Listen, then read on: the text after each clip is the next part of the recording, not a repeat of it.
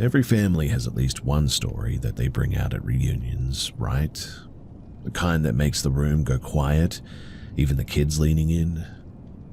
In my family, it isn't a ghost bride or a cursed photograph or anything like that. It's something stranger. They tell it like a memory, not a legend. And even though the details line up each time, the part that haunts me isn't what actually happened. It's what might have happened next. Back in the early 1970s, my mother and her siblings were raised on a lonely stretch of land in rural Kansas. The farmhouse was small but sturdy, sitting back from a gravel road behind an overgrown driveway. There were no streetlights, no neighbors in sight, except for a barn about a mile away. My grandmother had been widowed young and worked long days at a canning plant in town. Every evening, she'd catch the same late bus, walking the last stretch home with snacks of food and occasionally little treats for the kids. Because there were 6 of them, the eldest, my Aunt Clara, became the default caretaker. She was 12, old enough to cook, not old enough to feel safe in the big house when the sun went down. The children had a bit of a ritual too. At dusk, when their mother's voice called from the end of the drive, they'd rush out to greet her and help carry everything back. Now, one cold October evening, the sky was already a deep purple when they heard it, a voice at the end of the drive calling out to them. Not just similar to their mother's, but identical. The tone, the lilt, the exact phrase that she always used. "Come on out and give me a hand, will you?" All 6 of them heard it. 4 of the younger ones bolted out of the front door before Clara could stop them, the gravel crunching under their shoes as they sprinted towards the dark road. The driveway had no lights, but they knew it by heart by now. No one thought twice about not hearing the bus. Sometimes it arrived earlier and sometimes later. But when the children reached the end of the driveway, the road was empty. No bus, no mother, just field stretching away into shadow. No crickets, in fact. No sound at all. Clara came running after them, furious at first and then suddenly terrified. She called out, "Mum." The sound died against the open land. The younger ones began to whimper a bit. Then Clara said that she felt it. A sudden drop in the air. Not like a breeze, but like the warmth being pulled out of her body. She quickly ordered everyone back into the house, and they didn't argue. Inside, they locked every door and pushed the kitchen table in front of the main entrance. No one spoke above a whisper, and the smallest child, barely 5, kept saying, "It sounded like her, but it wasn't her," over and over again. None of them slept that night. They stayed in a tight cluster on the living room floor, waiting for a knock at the door that never actually came. The next morning, just after sunrise, their real mother arrived by taxi, not by bus. She had apparently missed the last bus the night before and stayed with a co-worker in town. When Clara told her about what happened, their mother went pale and wouldn't step onto the porch for a long time. To this day, no one in my family claims to know what had mimicked her voice. Some say that it was a predator, human or otherwise. Others think that it was something older, something from the fields. My Aunt Clara swears that the voice wasn't outside at all, but was coming from the middle of the driveway, as though waiting for them. We still tell the story at gatherings, but there's a part that we rarely include. That weeks later, a neighbor found strange footprints in the frost along the gravel road, small but deep, circling in place. It's an odd detail, I know, and something that may not be related, but still, it was so close to the time, and with everything that happened, we cannot help but feel like it had something to do with it all. But here's my question for all of you. What do you think it is that we encountered? I have personally wrapped my brain over this whole thing for years, and I still haven't come up with any solid answers. So if you have any theories as to what this might have been, then I'm all ears.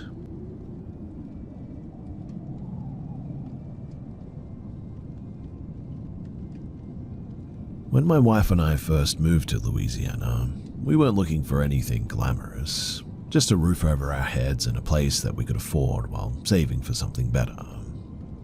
We found a weatherboard little rental in a quiet street, shaded by pecan trees. 2 bedrooms, 1 bath, and a small den that we turned into a makeshift media room. The paint was a little bit chipped, the floor creaked in odd places, but it felt like a bit of a blank canvas to us. And for a while, we even called it our practice house, a stepping stone. The first couple of weeks were uneventful too. We unpacked, hung curtains, painted the den, and tried to ignore the faint smell of mildew that seemed to linger no matter how much we cleaned. By the 3rd week, though, something started to shift. Not in a movie-style, one big scare kind of way, but more like the feeling that you get when you sense someone is staring at you from across the room. It began with doors. They would open and shut when no draft was present, sometimes right in front of us, in fact. We blamed it on old hinges, misaligned frames, or the air conditioning at times. Louisiana houses do settle a bit, and we told ourselves that. One evening, we were both in the shower when we heard a clear, deliberate knock on the bathroom door. Not a creak or a tap or anything, but the kind of knock that you do when you're trying to get someone's attention. We froze. My wife whispered for me to go and check it, but we were both half soaked and half terrified. We waited, but the knock didn't repeat itself. After we got out, I searched the entire house, and I found no forced entry and no signs anyone had been inside. It was definitely a little bit unsettling, but in the end we just sort of let it go. Then came the scream. It was around 6 in the morning on a humid morning when we both woke to a man's voice, a literal raw shout, echoing from the hallway. Not a word or not a phrase, but just a guttural sort of desperate scream. I literally bolted upright. My wife sat up at the same time and asked, "Who's yelling?" And that was enough to confirm that I wasn't imagining it myself. We got up, searched the house, but there was nothing. Windows were locked, doors secured, and there was no one else around. After that, it wasn't a one-off too. The same scream, the same time on multiple mornings. Always just long enough to wake us up, but never long enough to sort of locate it. A few times we came home to the sound of faint arguing in the den too. We would hear low voices until we reached the kitchen, and then silence. Mind you, there was no radio or TV on in the house. In fact, there was nothing that could have caused that. My wife began to have nightmares too. In them, she was chased through our house, but the rooms were sort of stripped bare, the walls splintered, the floors rotting. She said that she would hide in the den, only to hear something dragging across the floor toward her. The details were always the same too. She woke up sweating and shaking often. She's Irish Catholic, and her mother urged her to have a priest bless the house at one point. We did this, and it might have helped for a week maybe, but then everything resumed, only more subtle, I guess. A cold hand brushing my back at night, breathing where there shouldn't be any, the sense of being watched from corners that looked empty. By that point, my wife moved in with her sister, refusing to sleep another night there. I stayed behind to finish packing and break the lease and all that. My brother-in-law came in over to help me as well, and as we boxed up our things, one of the older neighbors stopped by. He leaned on the fence a little bit and said in a low voice, "You folks didn't know about this place, did you?" He told us that the house hadn't just been a drug den before, but before that, decades earlier, it had been used as an illegal boarding house where transient workers and runaways came and went. 2 people had vanished there in the 1970s, apparently. Some whispered about a third who was never reported missing. The last tenant, yes, a small-time dealer, had apparently died of a heart attack in the same back bedroom after days of binging on meth. No one found him for 3 days, and It was a mess when he was found. Suddenly, my wife's dreams made a lot more sense. The desolate rooms, the footsteps. It wasn't just his ghost. Maybe it was everything layered beneath it. All the fear, all the pain, compacted into the walls like rot. We moved out that weekend. The landlord, he didn't argue. In fact, he handed us our deposit without a word, as though he had expected this outcome. The new house that we found is unremarkable, and there's no creaks, no knocks, no breathing where there shouldn't be any breathing. At night it's almost too quiet, in fact, but we've learned to welcome that kind of quiet now after all of this. Sometimes my wife will still catch me staring at the walls and ask if I'm thinking about the Louisiana house. I usually just shrug. The truth is that I don't think about it as much as I sort of feel it, I guess. Like a place that's still happening somewhere without us there. Doors opening to empty rooms, a man's scream literally echoing down the hall every dawn. It was a terrifying experience and something that I will never forget.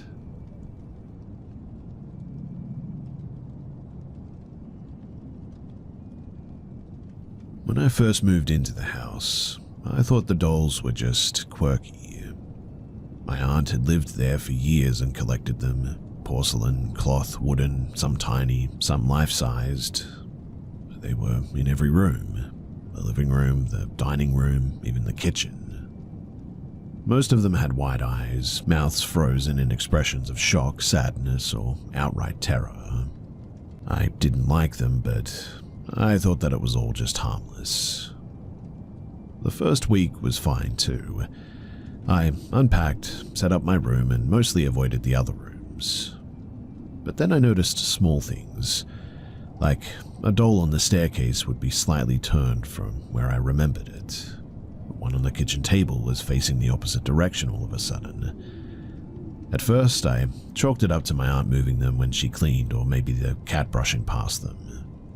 It wasn't until the morning after my first night alone that it really hit me. I woke up to sunlight streaming through my bedroom window and instantly froze. On my bed, sitting upright, was one of the dolls that I didn't even recognize. A medium-sized porcelain girl with long brown hair and a cracked smile. She was not on my bed when I went to sleep, I can guarantee you that. What's worse, though, is that she was holding something. My small silver locket that I had left on the nightstand. I thought that it was a joke, or maybe coincidence. So I set the locket back down and placed the doll back on the dresser. When I went to brush my teeth, that was when I saw another change. Dolls in the living room were now facing toward my bedroom door. Dolls in the hallway, previously angled toward the wall, were now angled toward me. I didn't see anything that would suggest that someone would have been moving them, and the doors were locked too. Well, that night I stayed awake in my room, doors closed, lights on. Every sound, the creak of the floorboards, the scratching of the old radiator, it all made my stomach churn. Around 2 a.m., I swore that I heard soft plastic shuffling from the hallway too. And my cat, usually indifferent, crouched low too and hissed toward the bathroom. I didn't dare investigate. When morning came, I hesitated to leave my room. The dolls in the living room were different too. Their expressions seemed sharper, angrier, more desperate, as if they had been watching me all night. I checked my bed. Thankfully, my own doll hadn't moved, but a smaller one was now on the nightstand, staring at me, now holding my hairbrush. Genuinely, I could not explain it too. Nothing in the house suggested that anybody else had even been there. No signs of break-in, no drafts that could have knocked them over. Just the dolls, slowly repositioning themselves, as if they were alive. After that, I started keeping the bedroom door closed at all times, and I never touched any of the dolls ever again.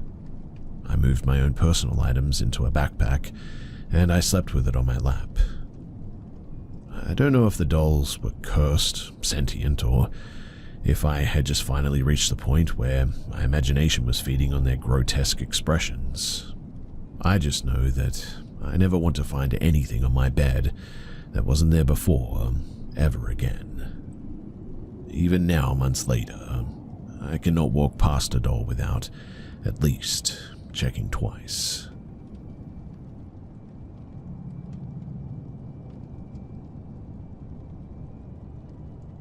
I'm still trying to wrap my head around what actually happened here.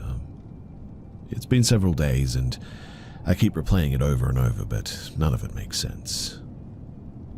Last weekend, my brother, 26 in male, and I, 29 in female, we were coming back from a late formal event in another town. We'd been on the road for hours already, and it was getting pretty close to midnight. The highway was empty, no cars, no lights, just miles of dark forest on either side. The only glow came from the dashboard and the occasional flash of our headlights catching the trunks of the trees that we passed. Around the halfway point, my brother told me that he desperately needed to use the bathroom. He'd been holding it in for a while apparently, but now couldn't wait any longer. We hadn't seen a gas station for nearly an hour, I suppose, and the GPS showed nothing but back roads ahead, so we decided to pull over onto a gravel shoulder where the road narrowed.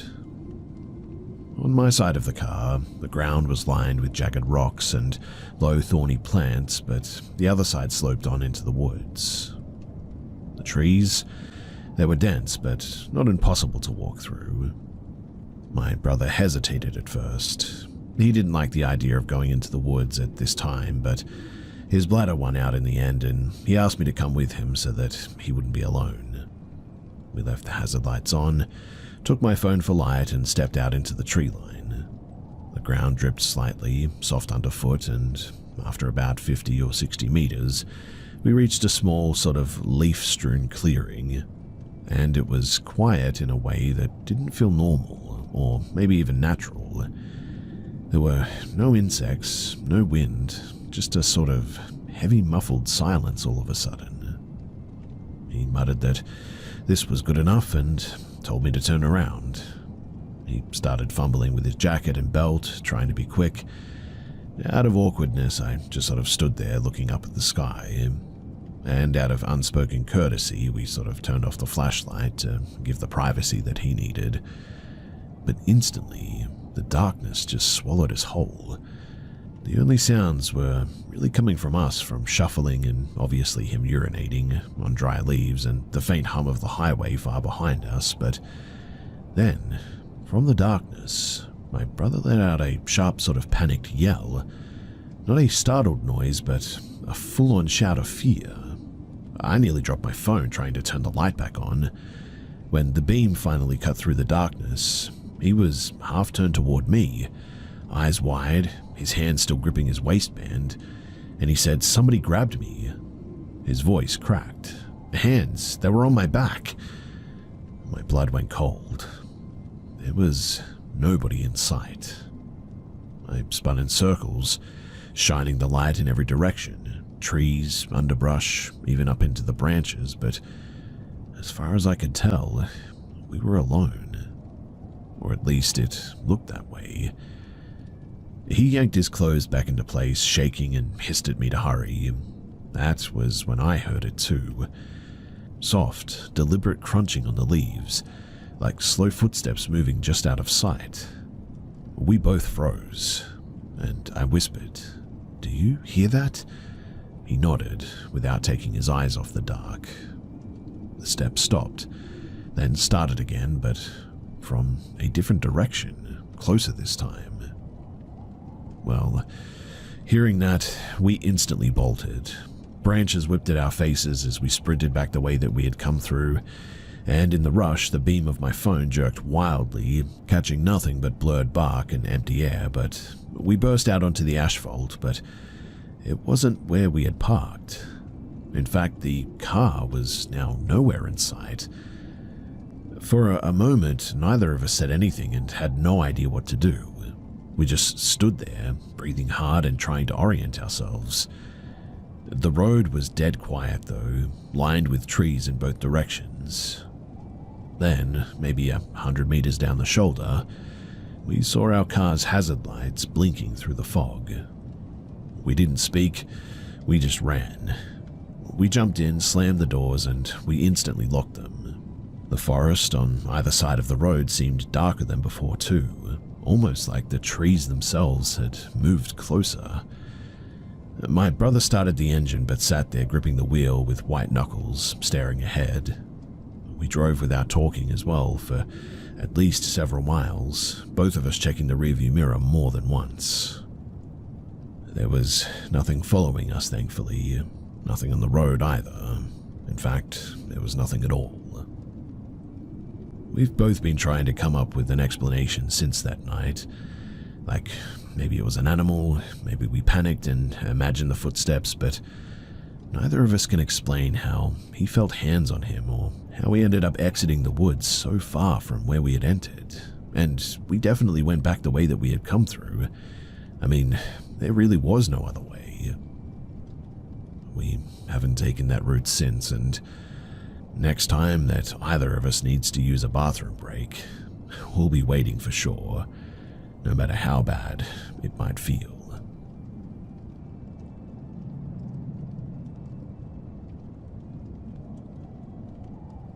So I'd been bow hunting in a remote swamp bottom in southwest Georgia this past weekend.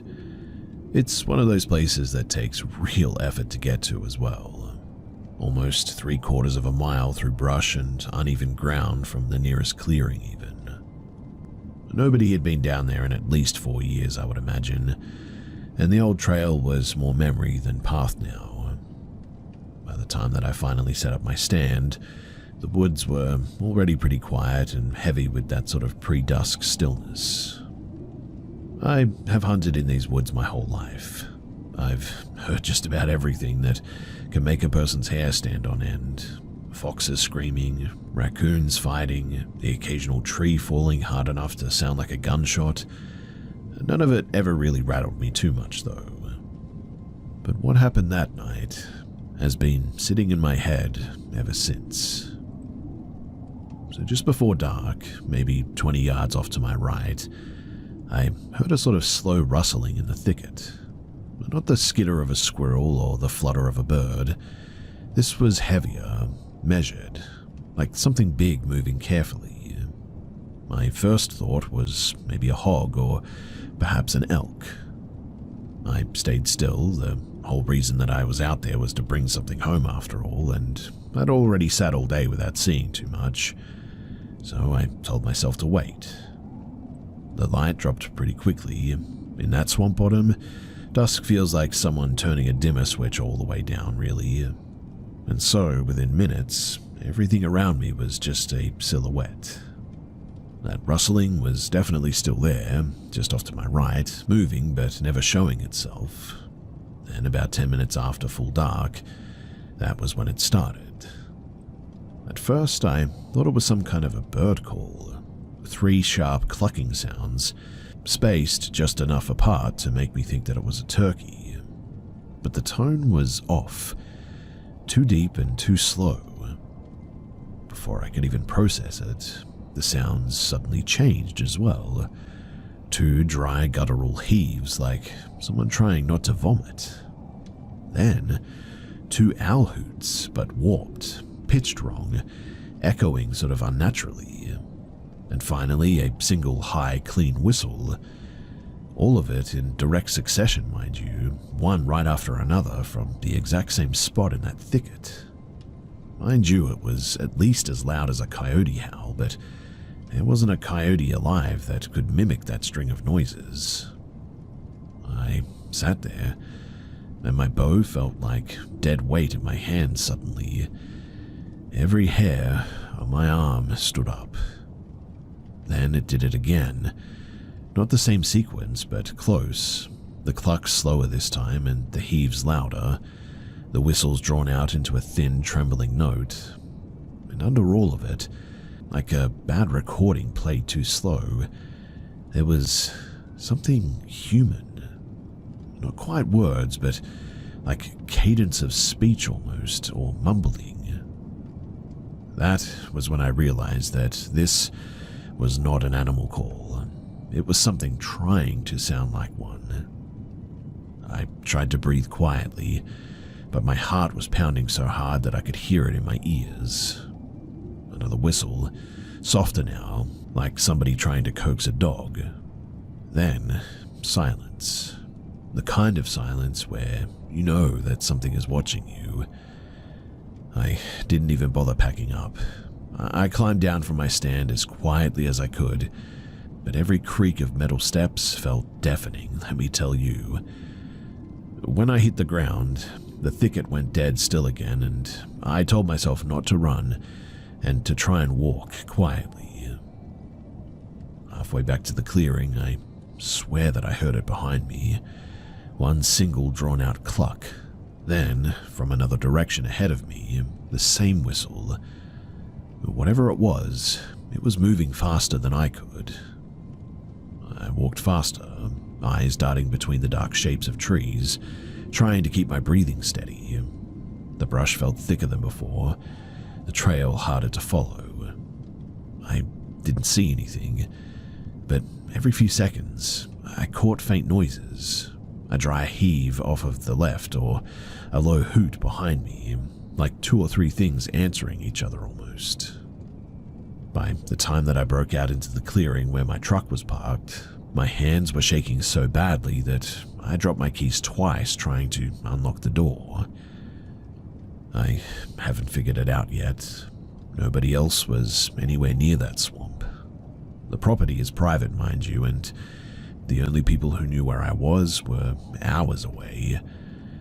If it was some kind of prank, I mean, they'd have to hike deep into the swamp and mimic calls at night with perfect timing. I've been in the woods long enough to know the difference between a fox's scream and a person's as well. And this was something else entirely. I don't think it was quite human, but it wasn't quite animal either. But close enough to both that it just felt wrong. I really don't think that I'll be hunting in that spot again.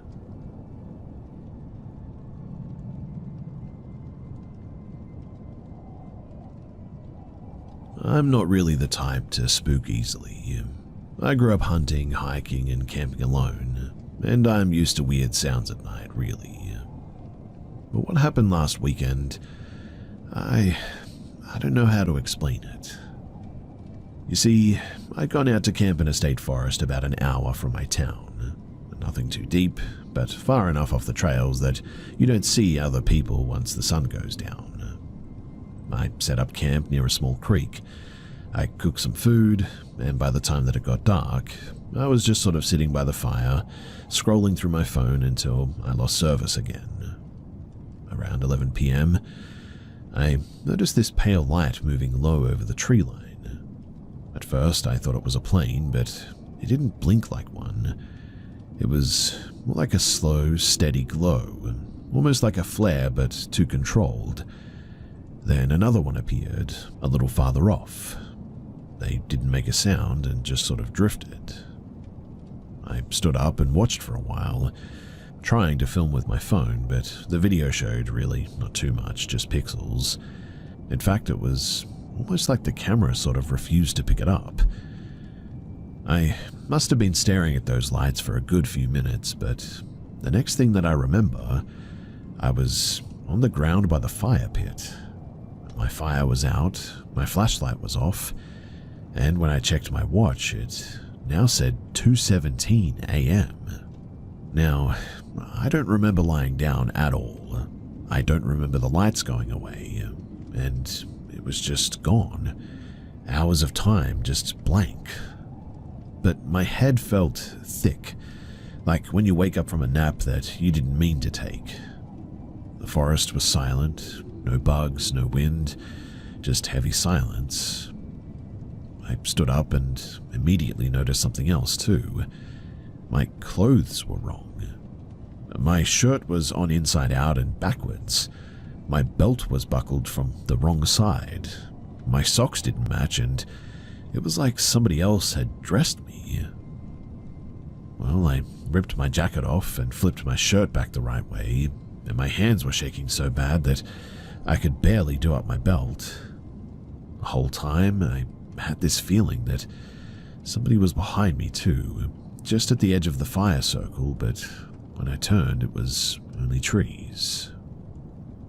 I didn't bother packing up properly. I just shoved my sleeping bag into the trunk. I grabbed my pack and half ran the trail back to the car with my flashlight bouncing the whole way. Every time that I flicked it ahead, though, I could have sworn that I saw pale shapes between the trees, like the lights had followed me, but when I shined them directly, there was nothing there. When I finally got to my car, it was dead quiet. Even starting the engine just felt wrong, like it was too loud for the woods.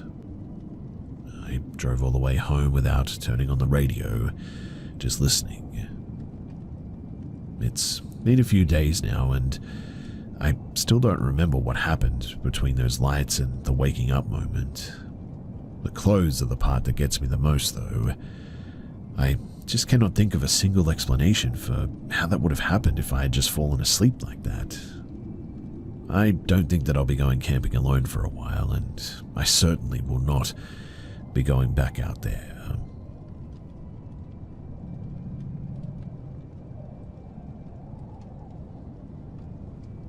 When I look back on my childhood home, there's one thing that I've never been able to explain.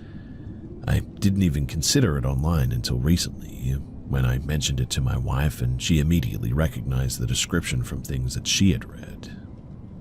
Looking back, I strongly suspect that what I encountered as a kid was something like a mimic, an entity that could take the appearance of familiar people. The first memory that I have is from when I was about 6. I woke up in the middle of the night and saw someone cross my doorway. It was unmistakably my mum, the way that she moved, the nightgown that she wore. But when I called her name, the figure sort of arched and contorted like an animal might, as if it was testing me or reacting to being noticed. I ducked under the covers, and when I peeked again, it was gone. I can still remember the feeling of tension in the air, though, the subtle wrongness of it all. Well, a few years later, I was home alone in the middle of school when the power cut out during the day. The basement of our house had old ceilings that rattled with movement all the time. Immediately after the lights went out, I heard heavy footsteps above me, banging and scraping that sounded like furniture was being thrown around up there. It lasted for a full minute, and when the power returned, I went upstairs and everything was in place. Nothing had been moved. And near the end of high school as well, another incident occurred.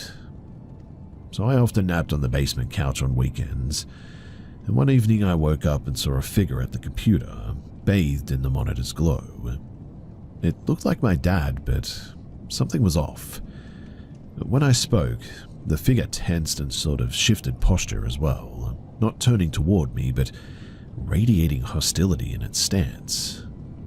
I sat still for a moment, gathering myself, then blinked, and when I did, it was gone. I was awake the whole time, though, and afterward I stayed up the rest of the night. The last experience happened in college. I came home late one night and felt a cold spot in the hallway outside of my bedroom. I tried to ignore it, but when I got into bed, I then felt someone sit on the edge of the mattress opposite me. A hand rested on my shoulder, and a familiar soft voice said, "Hey, wake up." It sounded exactly like my dad, but he had never spoken like that. I jumped up, and when I did, the room was empty. After that, I never saw or felt anything else in the house again. I lived there off and on for like several more years, including extended visits, and never experienced another incident, thankfully. But the whole thing left me with a mix of sort of disbelief and unease, I guess you could say. I mean, what had I seen? Why did it appear in forms that I trusted, but behave in ways that were so wrong? The gentleness in the final encounter contrasted with the fear from earlier events too, leaving a confusing memory that I carry to this day. I never did tell my parents about these experiences. Even now, thinking back about it makes me uneasy too. Sharing it here with all of you guys, though, having heard other accounts that sound similar, I realize that I really wasn't alone. That there are forces or entities out there that can imitate what's familiar, and sometimes they present themselves in ways that feel both frightening and oddly personal.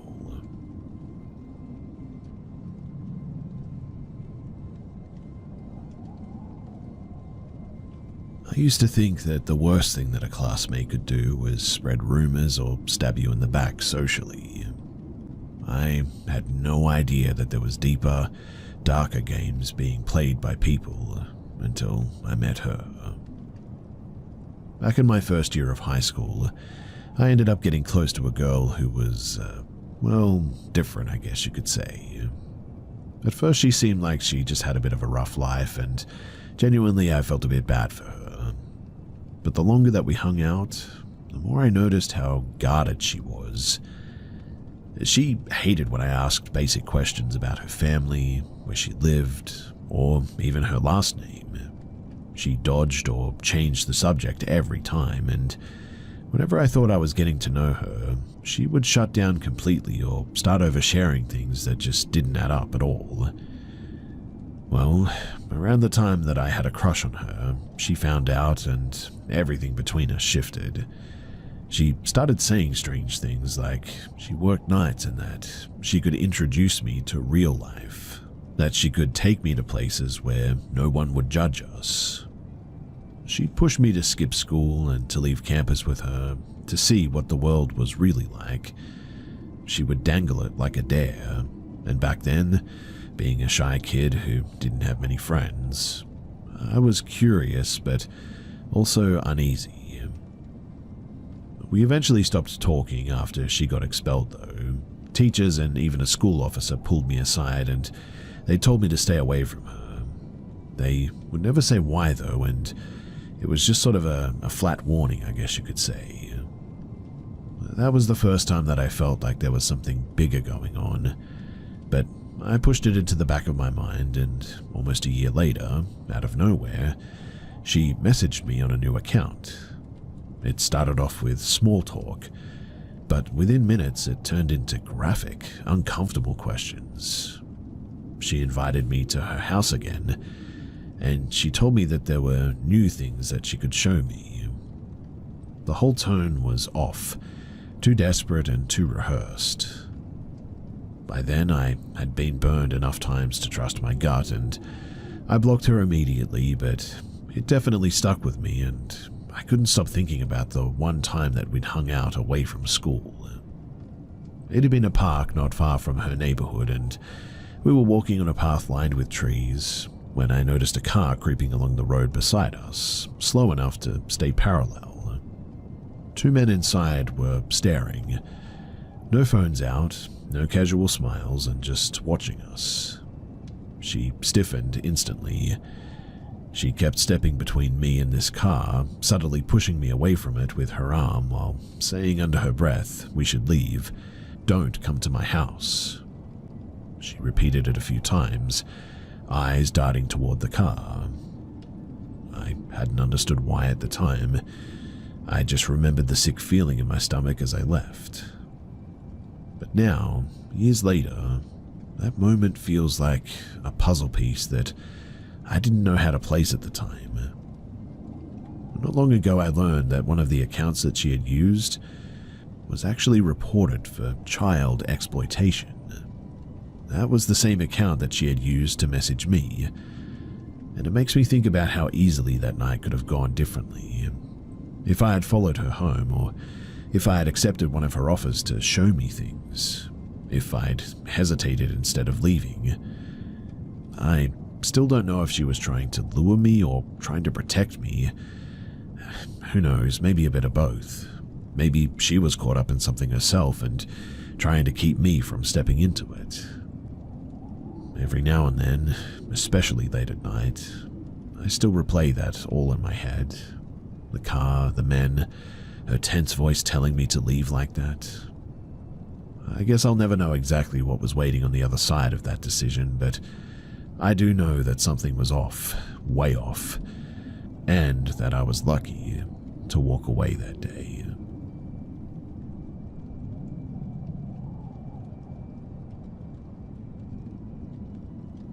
I'm 24 now, but this started about 3 months back when I moved into a basement-level unit with my partner. He's on the overnight shift at a warehouse 2 towns over, so most evenings it's just me, the glow of the TV, snacks, and our 2 cats pacing between the couch and the kitchen. I've always liked the quiet though, even at night. It felt private and safe. Well, until recently. It started as little things that I didn't even think twice about.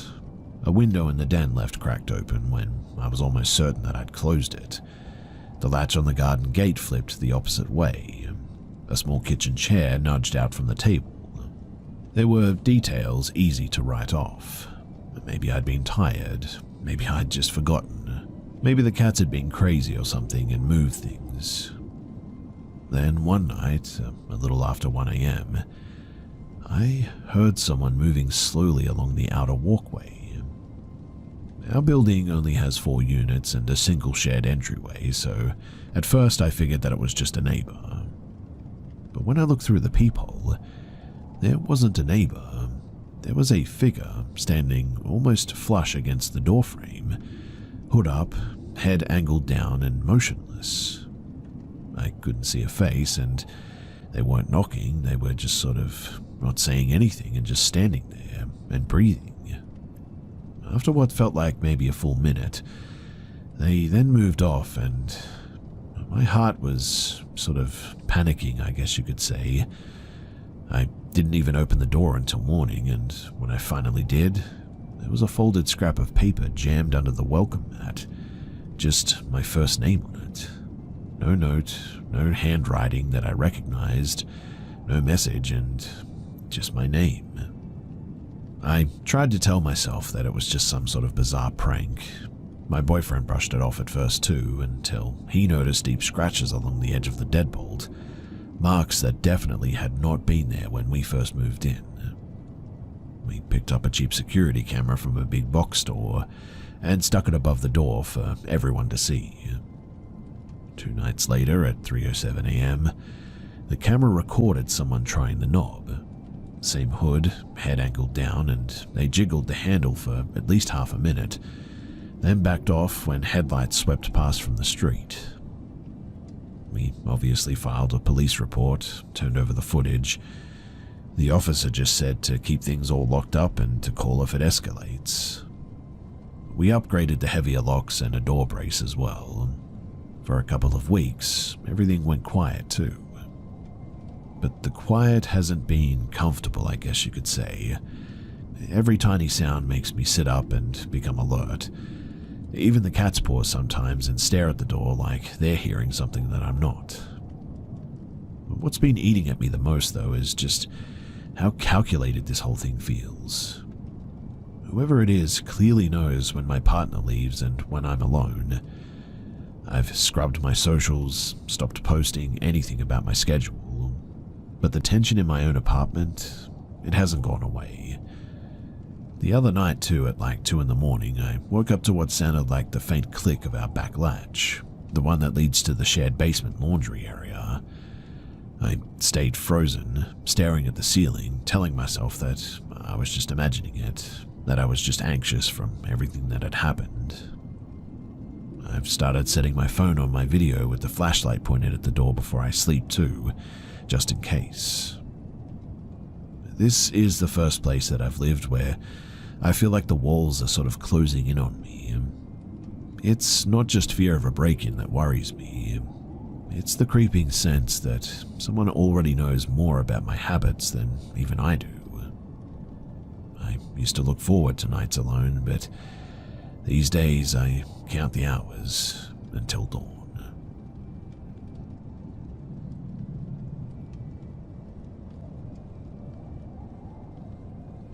I don't talk about this much, but back in late 2014, my then partner and I drove up the coast for a weekend at a small, out-of-the-way sort of campground just outside of Fort Bragg. It wasn't a busy site, a scattering of old redwoods, a handful of fire pits, and a few tent pads separated by brush. The whole place had this sort of hollow, forgotten feel to it, and when we arrived, there was only one other occupied area within sight of ours. Off to the side of the main loop sat a narrow, pale blue pup tent wedged between two leaning trees. It was the kind of ultra-light camping tent that you'd use if you were hiking solo, I guess. Barely big enough to crawl into, but just enough space to make do. What unsettled me even before we unpacked, though, was just how stripped the setup looked. No cooler, no fire ring, no lantern, no food bag hanging from a branch or anything like that. Not even shoes or a bag outside. Just that zipped tent and nothing else. We tried not to think about it though and went about our evening. We built a small fire, made dinner, and were in our sleeping bags before 10 p.m. Not long after we zipped our tent up, something started though. It wasn't music, it wasn't a group of campers. It was like a low rhythmic murmur, like a chant or a recited phrase almost, drifting out from where that little blue tent sat. It didn't rise and fall like normal speech. It had a sort of pulsing pattern, almost like a metronome. My first thought was that maybe someone had fallen asleep with a meditation app or a recording playing. But it kept going, and then the same staccato string of syllables looped without a break, with no breaths in between or anything. At points it grew louder, distorted, then dropped back to a whisper, only to swell again. It had a human sound to it, but at the same time it felt completely off, like an imitation of a voice, rather than an actual person speaking. I whispered to my boyfriend, asking if he heard it too, and he did. We both lay there, stiff, listening. By midnight it was still going, and by 2 a.m. it hadn't changed.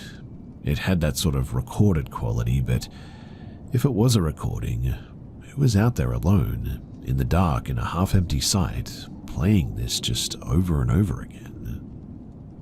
Every time that I thought about peeking out, something in me resisted though. The tent's fabric glowed faintly from our headlamps, and beyond it was just blackness and that endless murmur, like somebody chanting in a language that I didn't understand. When pale light started creeping through the trees again in the morning, the sound was still there too. We packed up our gear quietly, skipping breakfast that morning, and walked our stuff to the car instead of making 2 trips. As we backed out of the site, I glanced once at the little blue tent. The zipper flap was open now, but inside was completely empty. That image has stuck with me for almost a decade now. A stripped-down campsite, a voice that wasn't quite a voice, and the realization that if it was a person out there, that they'd chosen to spend the whole night in the woods, repeating or playing back whatever that was. Sometimes, too, when I think back in that moment, I wonder what we would have seen if we would have had the nerve to unzip our tent and take a look.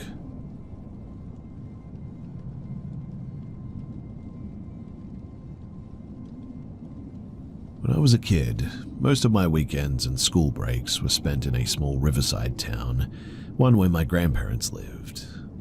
It was one of those places where the air always smelled faintly of wood smoke and river mud, and where the same handful of kids rode their bikes up and down the cracked main street every day non-stop.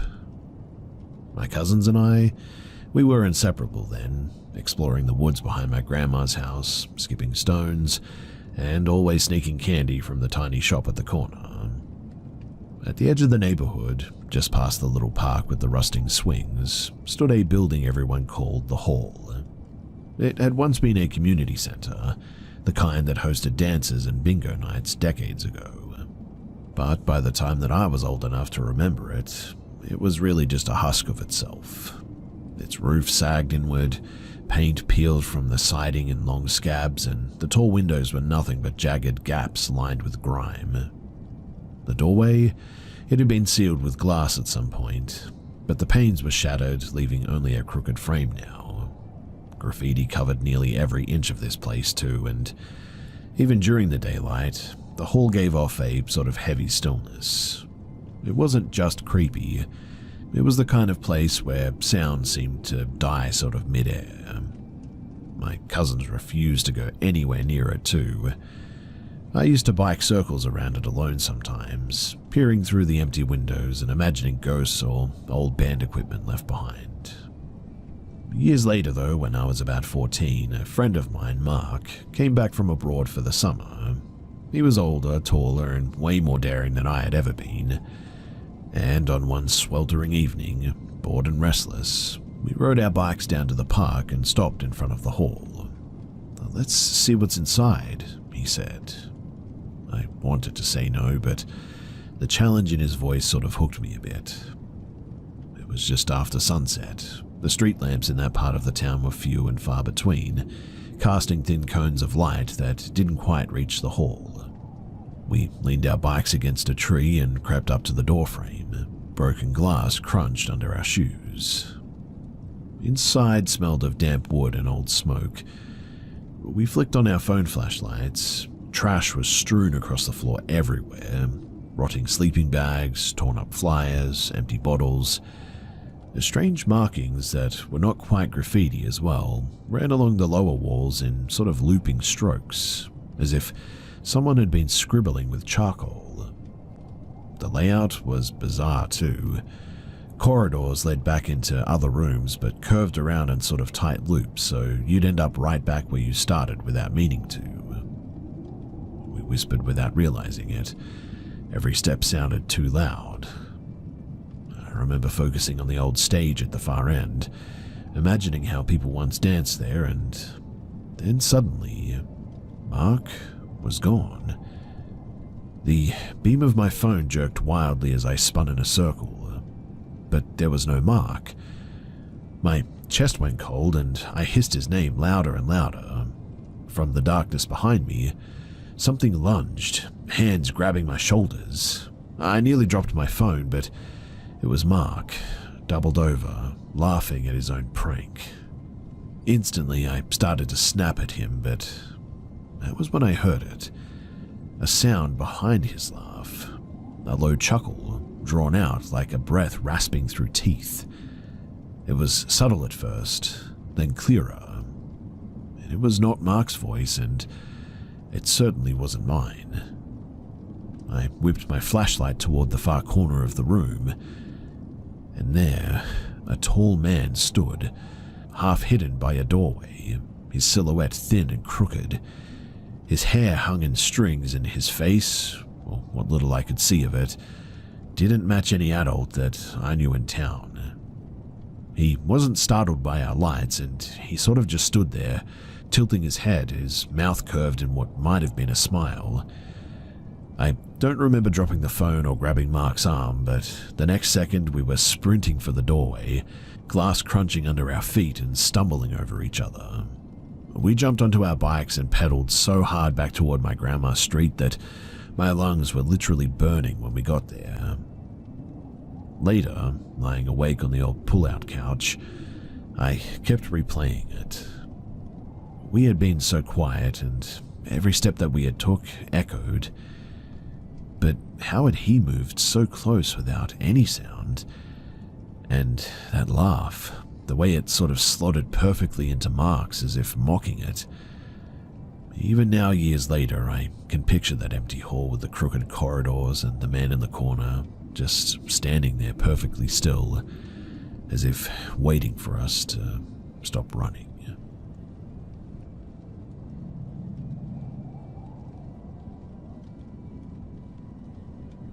I'm 21 now, but this happened last winter when I was still working an overnight delivery shift.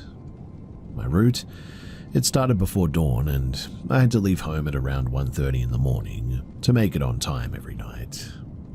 At night, the temperature had dipped below freezing and the highway was practically empty.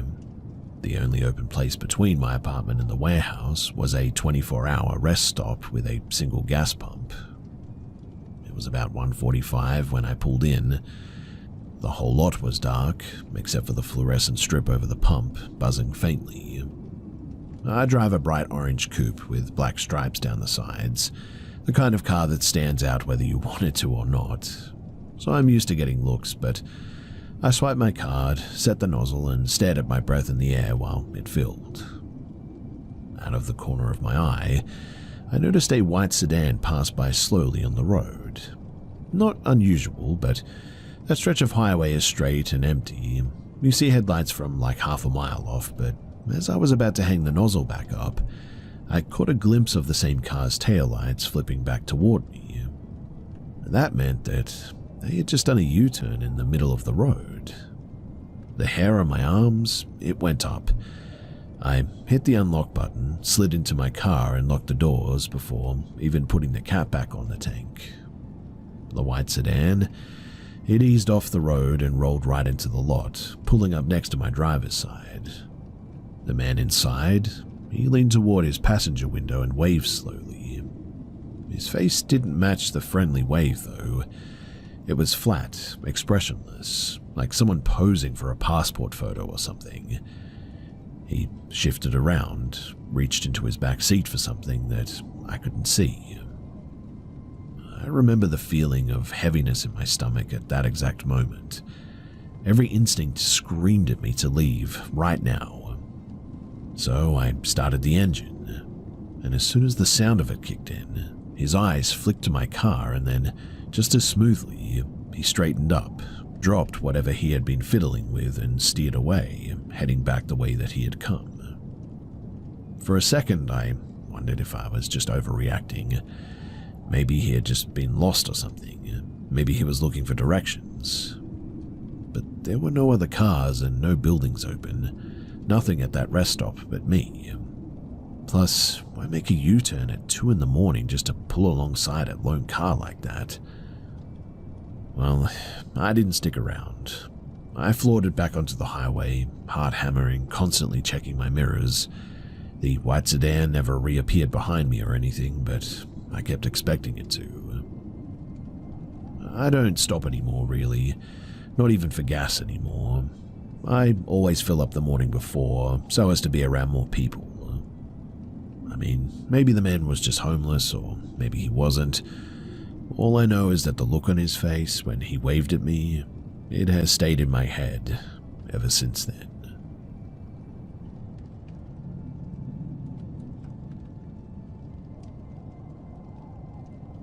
I grew up in a quiet fishing town on the northern coast of Japan.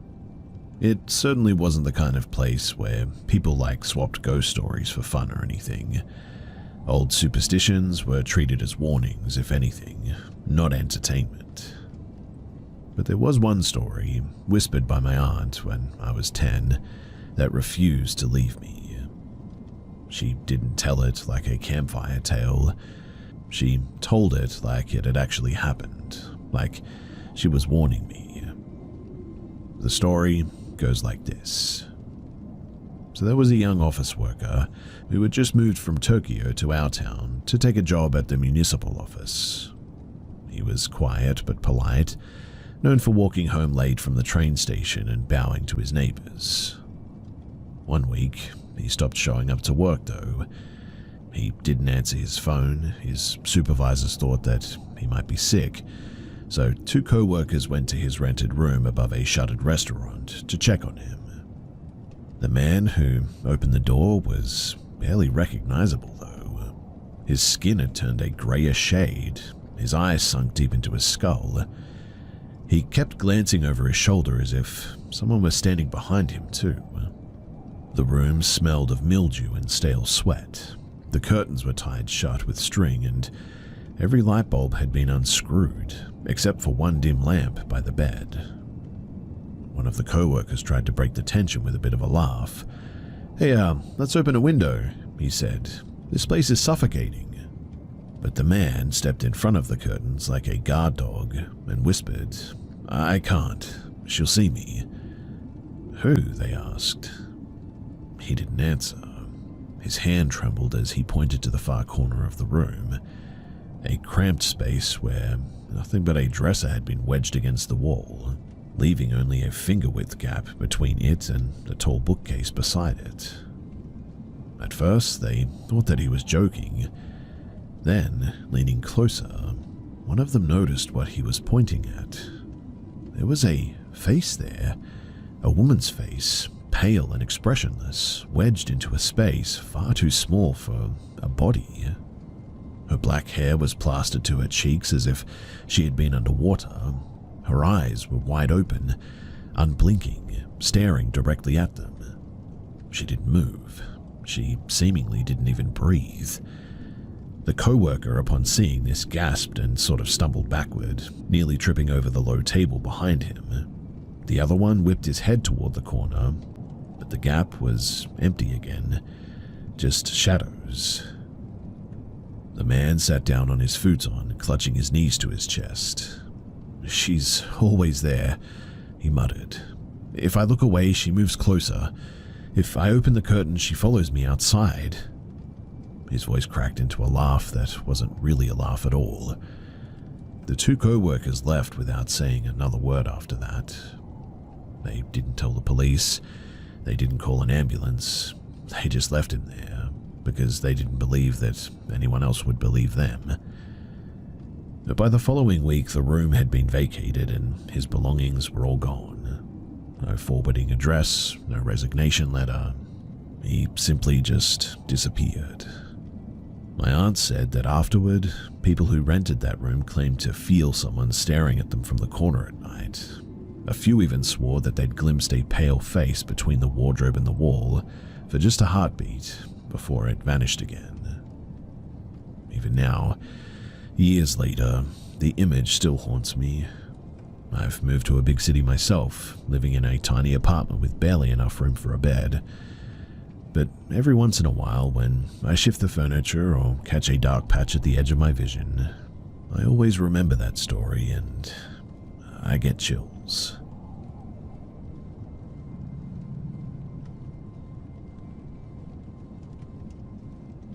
I don't usually talk about things that have followed me my whole life. Most people think that you're just exaggerating or looking for attention when you mention ghosts. But since childhood, I've lived with things that cannot be explained away. Now I'm 24, a mother, and still trying to untangle what exactly happened. For now, I'll tell you about the place where it all began, not because it's the only story, but because it's the one that still wakes me up at night when the house creaks.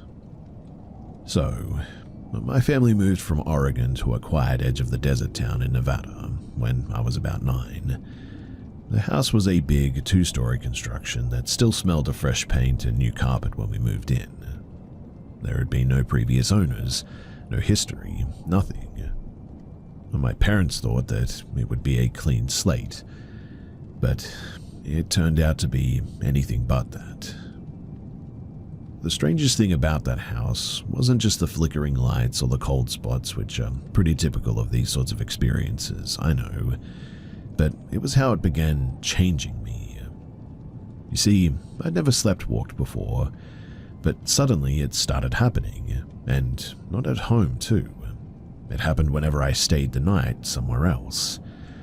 Friends would tell me that they'd woken up to find me pacing their kitchen or stomping down the hallways for what felt like an hour, eyes open but not awake. One parent even asked me to get it under control. Obviously, I couldn't. And back at our own house, things happened that my parents saw too. We had an old family computer downstairs that my sister and I used to play The Sims 3 on. At night, we'd hear the game start up on its own, and The theme music, the clicking of menus, all of that. It wasn't in sleep mode or anything too. Someone or something was actually playing it, it seemed.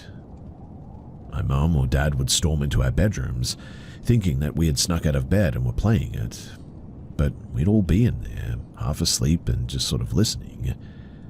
Then they would go down and find the game still running, menus flickering as though an invisible player was controlling it. If it had been only that, maybe we could have laughed it off, but then there was the night of the light. My parents had driven back to the house to grab some clothes for my sister and me while we stayed at our aunt's one time. As they pulled into the driveway, my mother noticed the light in my bedroom was on. She was always obsessive about switching off lights, so she asked my father why it was burning, and he swore that he'd turned it off. And just then, as they were talking, it seemingly flicked off by itself. They parked, my dad took a baseball bat and went in to check the house. When he came back out, though, he was pale as a ghost. Nobody was inside. My bedroom light was off, but a different room's light, one that you could only see from the other side of the house, was on instead. That same night at my cousin's, I slept-walked again. My cousin said that she saw me moving in circles through the kitchen and the hallway, and she apparently said my name. I stopped, stood in the kitchen staring at her. She went to the bathroom and came back, and apparently I was still there. My sister later confirmed that she had seen the same thing. And to this day, I don't know if it was just coincidence or if whatever had been in our house was sort of borrowing me, I guess you could say. In any case, the scariest moment, though, happened later. By then, I was in 7th grade, and I had started closing my bedroom door at night. I had been editing a Vine video, you know the craze, on my laptop when I heard heavy footsteps in the hallway. My mother texted, "Is that you?" and "Be quieter." I texted back, "No." I looked toward my little sister's room, diagonal to mine, and I swear to you that I saw a tall, dark shape standing over her bed. It was leaning slightly as though watching her breathe as well. I told myself that I was just imagining it, turned over to face the wall, but something compelled me to look again. And now the figure was in her doorway, angled toward me. I quickly got up and shut my door, and the footsteps started up again, louder, stomping down the hallway and thudding down the stairs. My mum and sister heard it too, and my mum opened my door, pale, and asked, "You heard that, right?" Then, as if on cue, the computer downstairs started going crazy. This time, none of us went down to turn it off, and after that, I wouldn't sleep without my door closed. But even closed doors didn't always help. One night I woke up to a scratching sound in my closet. Yeah, that was terrifying. At first, I thought it was one of the cats, but we always locked them in the laundry room at night. I sat up, realizing that both my closet door and my bedroom door, which I had shut before sleeping, were now standing wide open. In the darkness of the closet, too, I could see a shape that was sort of crouched low. I instantly yanked the blanket over my head, absolutely petrified. A moment later, something pressed down on me, heavy as a person, squeezing the breath out of my chest. When it stopped, I grabbed a pillow and I went to sleep in my mother's room. Even daylight didn't seem to protect us because one afternoon, while my mother was chatting with an old friend at the kitchen table, my little sister's tablet, which had died from lack of battery, suddenly turned itself back on somehow. At the same moment, the chair that she had been sitting in scraped backwards on its own, as though some invisible force were pulling it out. My mum and her friend stared at each other in disbelief and shock. Then, as if mocking them, the chair slammed back into the table. They both instantly ran outside to where we were playing and told us what had happened. And it didn't stop in that house, too.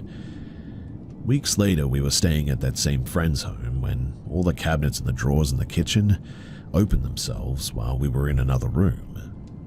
My mum thinks that something may have attached itself to her old friend and has been with us ever since, but I don't really know anything about that. Well, eventually we left Nevada for California. My dad got a new job and my parents thought that moving into his childhood home would be a fresh start. That house had some of its own stories. The town was like built over old tribal burial grounds or something, and I felt it the first night that I slept there. It must have been around midnight when I heard whispering right in my ear, then something cold brushing my cheek. I sat up, but there was nothing.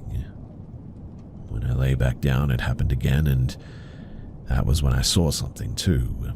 A figure peering at me from the foot of my bed, sort of half hidden as though it had been waiting all along for me to notice it. Now, I could go on and on with all of the experiences, but my guess is that you guys get the point. I'll have to stop here because my baby's awake and I need to get on with my day, but sometimes I wonder if we did bring something with us from that new house in Nevada. Or maybe that's how the house simply was in the first place and it just decided to show itself or something. What do you guys think, though? Do you think that something dark has followed our family across state lines and for years now? Or is it just coincidence that we've just sort of shaped into a bit of a story? I would like to know what you guys think, and if you can give me any feedback on how to get rid of these things, then I would be very grateful.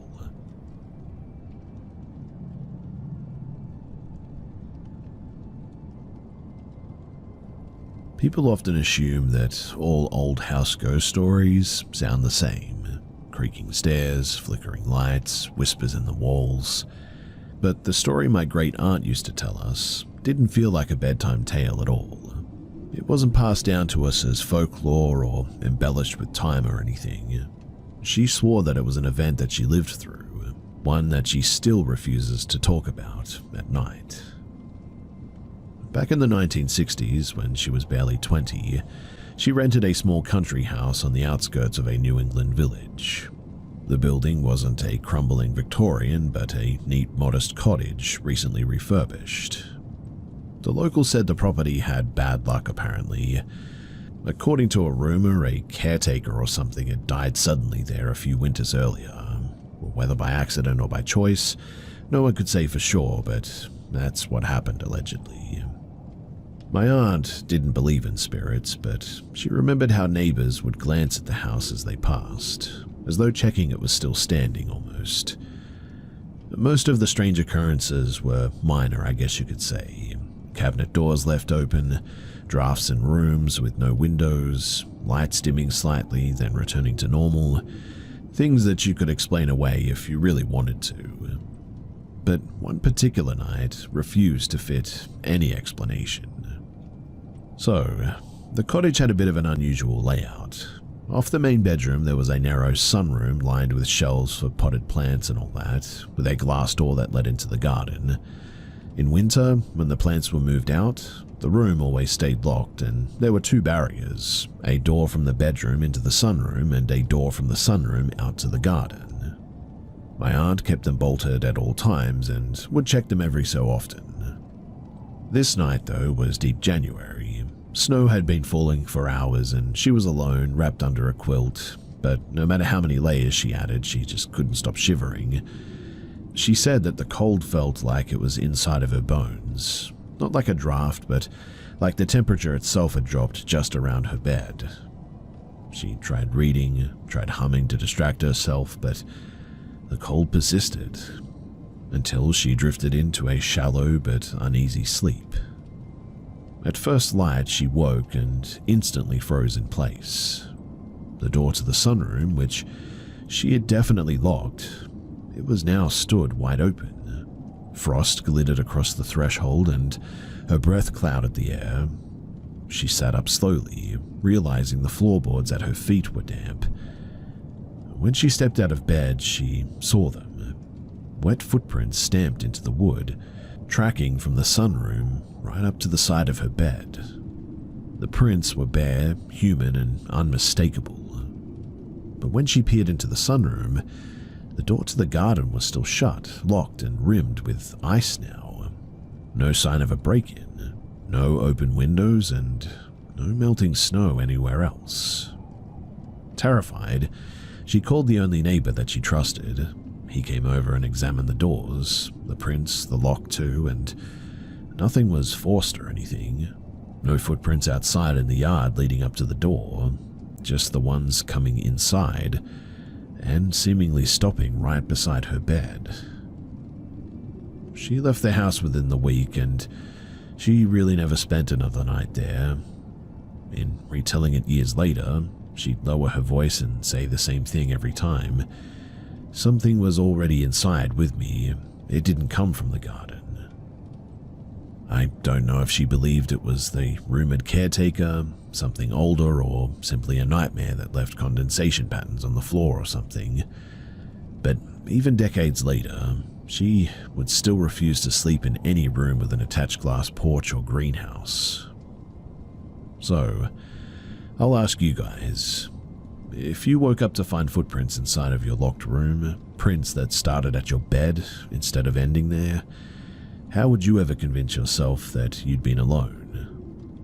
I cannot find an explanation for this, and neither could she all these years later, which leads us to believe that someone or something was with her that night.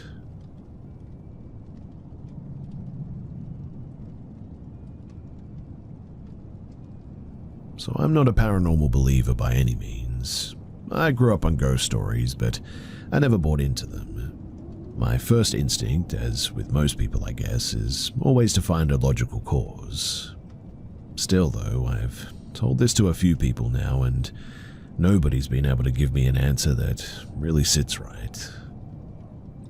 This was March of 2024, Glen Affric. Me and two mates had decided to go wild camping for 4 days, hiking during the day and setting up in different spots each night. The first day was pretty much uneventful. Dinner, some whiskey, laughing under the stars, stuff like that. By 9, we had all gone to bed after a long day of hiking, and we had 2 tents. Mine, a 2-person that I used alone, and theirs, a 3-person that they shared.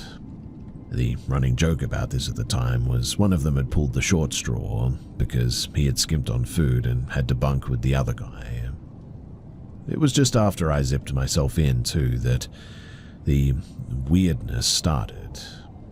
10 minutes of stillness, then faint movement. Someone or something stepping lightly around my tent. Not loud enough to be boots, but not soft enough to be wind either. I told myself that it was a deer. I mean, this part of the Highlands teems with them, and I've seen several earlier that day. But the sound circled closer, and it was deliberate. I was lying in the center of the tent, bag to my side, boots at my feet, when suddenly the inner fabric bowed inward at my neck, and something touched me. Not a scratch, not a brush, but a grip, firm as a handshake, but not painful. 2 fingers, maybe 3, and human-like. I froze in place and my breath went shallow, waiting for more movement, a voice or anything, but nothing came. The pressure vanished and the fabric snapped back, and I didn't even hear retreating footsteps. I stayed like that for what felt like a long time, then whispered my friend's name, trying to keep my voice steady. There was no answer. I tried again louder, and finally from the other tent a muffled groan. They had been asleep. I told myself that it was just whiskey-induced nerves. I'd only had a dram and a half though, but still. I tried to settle down. 10 minutes later though, my mate yelled out, his voice cracking in panic, and he swore that something had just done the same thing to him, touched the back of his neck through the tent wall. I crawled out of my tent and into theirs without hesitation after this, and all of us stayed awake a long time after that, huddled in the shared tent, whispering theories. None of them fit, obviously, and we saw no shadows, heard no retreating steps, no zips undone or anything. And yet, we had both felt it. Well, we didn't get any sleep that night, but the next morning was bright and calm, and we checked the area. There were no tracks near the tents except for our own, and we really didn't find anything. Thankfully, over the next 3 nights, nothing else happened. We hiked, we cooked, we even joked about it. But at night, when the others fell asleep, I always kept one eye open, just waiting for another brush of fabric. Like I said, thankfully it never came. Now, at first I thought that maybe one of the lads was just playing a prank, but they're not that good at keeping a straight face. And whatever had touched me had done it once, not fumbling or feeling around as if to guess where I was laying. It was precise and deliberate. My working theory is that a gamekeeper or maybe a poacher was wandering through and decided to just scare us off. We did see a few gamekeepers later in the trip, but I don't know. I cannot reconcile the way that the grip felt. Like a hand, but not warm and not heavy. Like a pulse or maybe pressure or something. Plus, we never heard a single footstep leaving. And look, I'm not saying it is paranormal, but I'm just saying that it was weird. It's been months and I still haven't got a satisfying answer for this. If anything, the part that bothers me the most is just how intentional it felt. Like something knew exactly where I was lying in the dark and wanted me to know that it was there. I don't know. I might have been able to have dismissed this if it was just me, but the fact that my friend also experienced this, something was off, and again, I don't know how to explain it, but it was weird.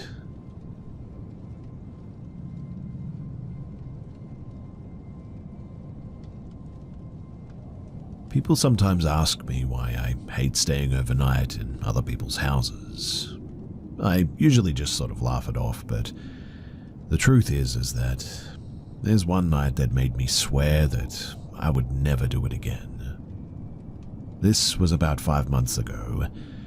I was 19 then, and our home was under heavy renovation.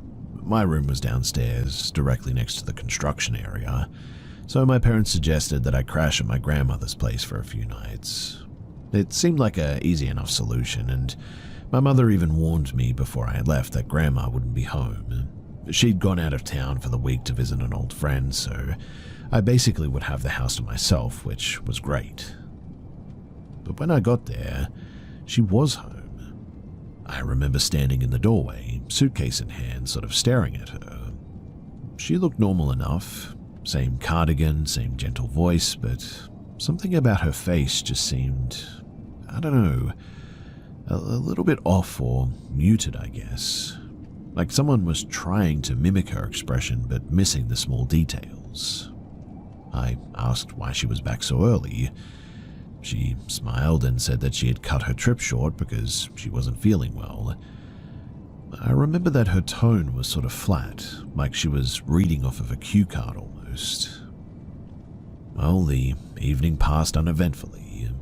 I microwaved some leftover soup, watched TV in the living room, scrolled on my phone. She had gone off to bed early, and the house was quiet except for the old pipe sticking. It was around 9 p.m., and I nodded off on the couch eventually.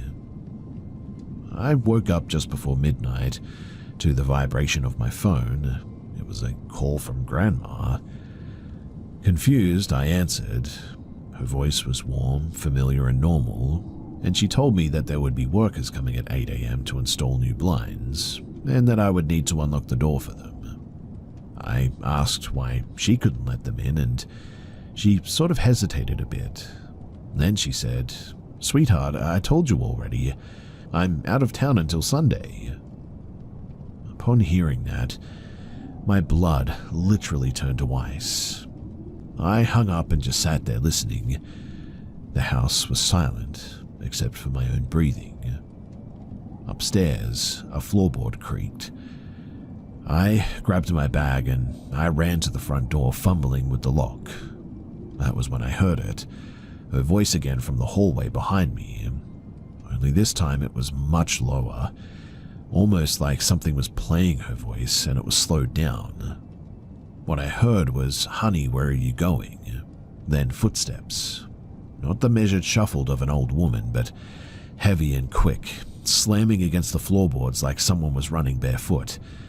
I literally yanked the door open and bolted to my car, and as I backed down the driveway, the upstairs curtains shifted. A tall black figure was pressed against the window, its outline wrong for a person, but the head was tilted, shoulders way too narrow. I didn't stop driving until I finally reached a petrol station about 10 miles away. My hands were shaking and I was hyperventilating. I couldn't put my card into the slot. When my real grandmother called the next morning to check in, she sounded perfectly fine. She had never left her friend's house and had no idea what I was talking about. People, they like to tell me that it must have been a dream or sleep paralysis or maybe even a terrible prank. And I mean, maybe it could have been those things, but I know what I felt in my hands when I turned that lock, what I heard behind me when the footsteps started. I know what I saw, and I spoke to my grandma for hours that afternoon. I don't know how to explain any of this, but I sure as heck have not gone back to that house ever since.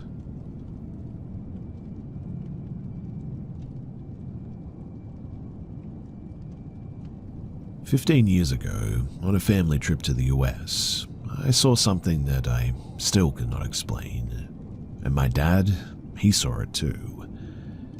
We were doing a low-budget road trip from Las Vegas to Southern California to visit family and friends. At one point, near the end of the trip, we decided to drive to San Diego for the day and grab dinner before heading back. It was one of those outdoor shopping districts, rows of restaurants and stores clustered around fountains and street performers. It was crowded but not chaotic, dimly lit by warm string lights, the smell of fried food and sea air drifting together.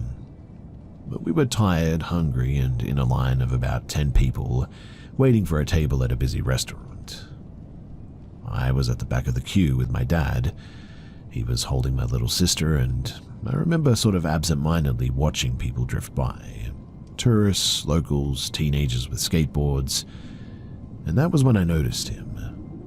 He didn't appear out of like thin air or anything. He was walking toward us from across the plaza, but it was like my brain only registered him once he was already close.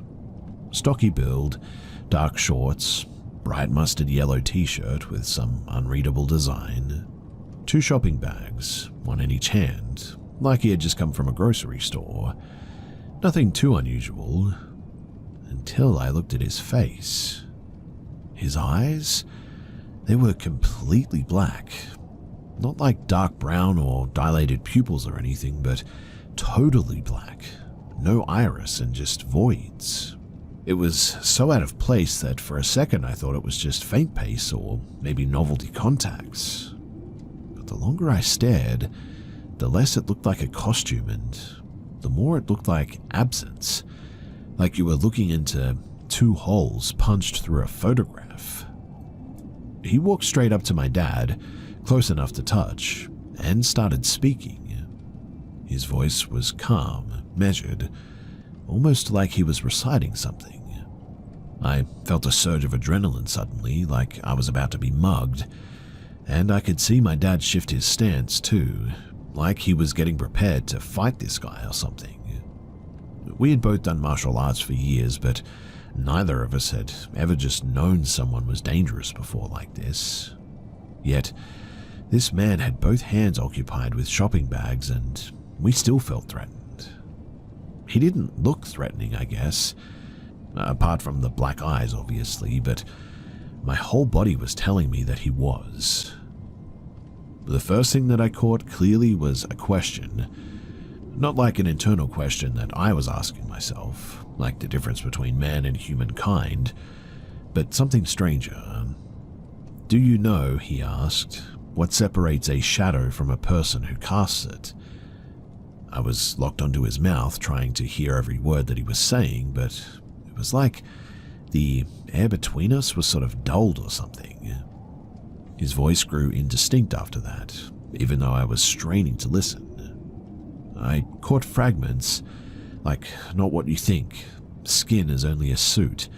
Most people never notice, and it was like he was broadcasting straight at my dad and not at me. Somehow, my dad could hear his voice, but I was only catching glimpses. And here's the weirdest part. Nobody else around us seemed to even notice him. Not my relatives, who were just a few feet away, not the people in line behind us, not the servers standing by the door. We weren't off in a corner or anything, mind you. This was a crowded outdoor plaza. But suddenly it felt like a bubble had been formed around the three of us. The sound dulled, like I said, and even the breeze felt a bit different. My dad told me later that he felt the same thing, that something was off about time almost. He also said that the man's voice wasn't just speaking to him, but through him, like it was echoing in his chest or something. At one point, the man looked at my dad and said quietly, "I'm not here to harm you." Then he turned his head toward me, and for a split second, the blackness of his eyes sort of glinted. Not like light hitting a surface, but like a whirlpool reflecting sunlight deep underwater. I swear that I saw movement inside of them too, like a spiral. Then, without another word, he stepped back, the bubble popped, the noise of the crowd came rushing back, waiters calling numbers, kids laughing, music from a nearby speaker. The man turned and walked into the dark end of the plaza, and within a few seconds, he was gone. The hostess called our party to a table at that exact moment. Me and my dad sat down, both pale and both silent. Nobody else in our group had seen the man or even noticed the conversation. My dad kept rubbing his palms together and finally whispered, Did you see his eyes?" I nodded. "Did you hear what he said?" He shook his head slowly. "Not all of it, but I heard enough." We tried to piece it together, but we just couldn't. We still bring it up often 15 years later, and every time it's like remembering a dream that you're certain that you were awake for. I've read about black-eyed kids and urban legends, but this was not a kid. This wasn't even quite a man, I would guess. Whatever he was, he knew exactly how to reach us and exactly when to leave. Sometimes I wonder back about that day and I ask myself if we met an alien or something like that. Other times I wonder if it was like a shared hallucination or something. I still have no idea what that was, and I know that this sounds completely crazy and just bizarre, but it is what happened. And if it wasn't for the fact that my dad heard it and saw it too, I would genuinely believe that I was going crazy.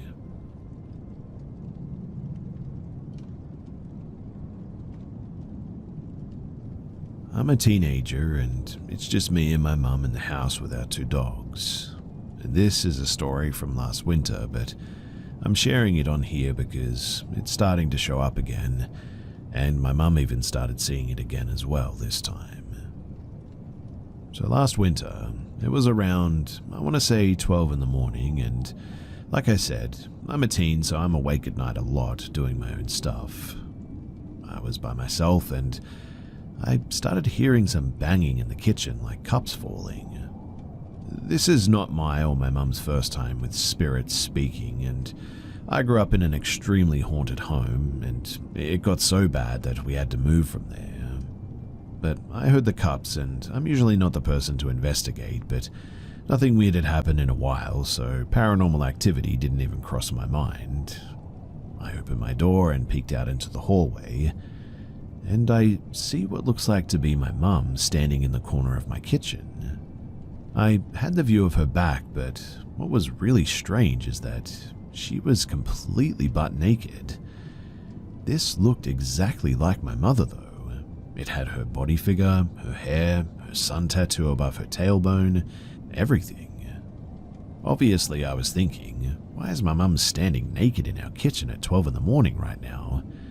And this person, or whatever was so visible that I literally thought that it was my mother, it was there for a good amount of time, just not moving at all. It's one of the worst encounters in my life, and it still freaks me out to think about it. It wasn't shadowy at all, and it was the most visible thing that I'd ever seen. All the lights in the kitchen and the living room were on as well.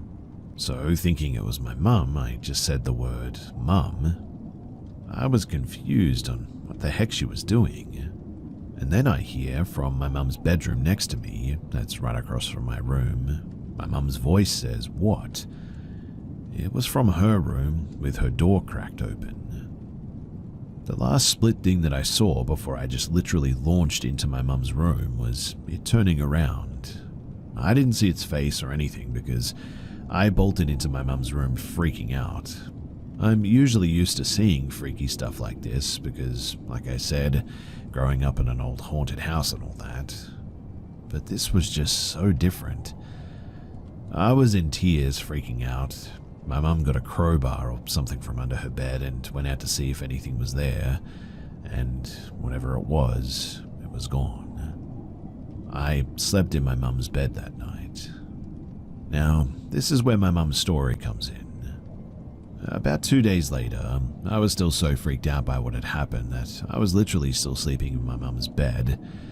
She is still freaked out by this story as well and doesn't ever talk about it, but she did tell me once that it happened because it scared her so bad, I guess. She said that she woke up in the middle of the night and her bedroom door was cracked open and the hallway light was shining into her room a bit, which was strange because she shuts the door every night. She then says that she looked over on my side of the bed on her left and saw what looked exactly like her, again naked, crawl into the bed with us on my side of the edge of the bed. My mum couldn't move and she said that it felt so real. It was facing the opposite side of her, facing the wall, laying on its side, and she couldn't see its face yet. She said that she could move her hand and she was trying to shake me awake in tears, but I just wouldn't budge.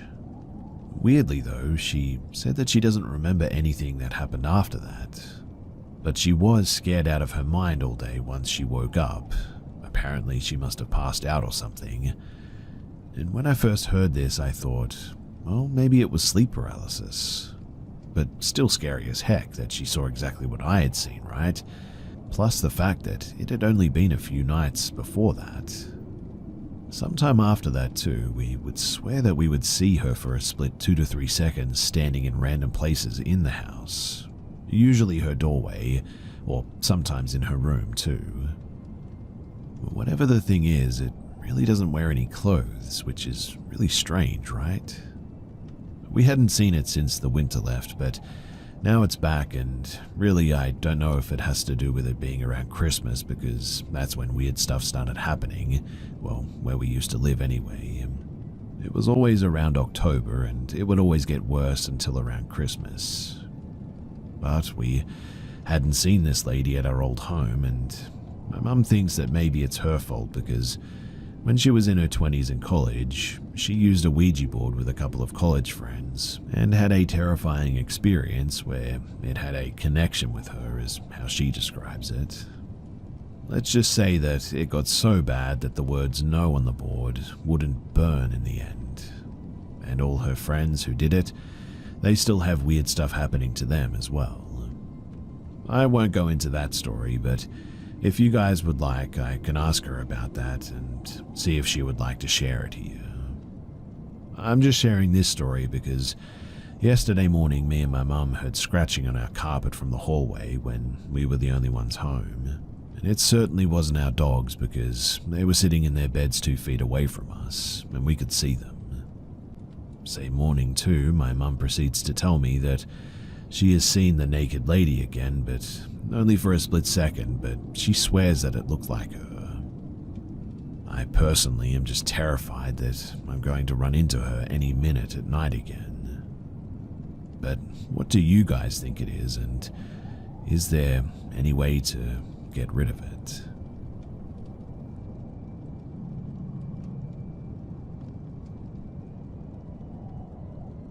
So we live in a house my grandparents bought in the late 90s.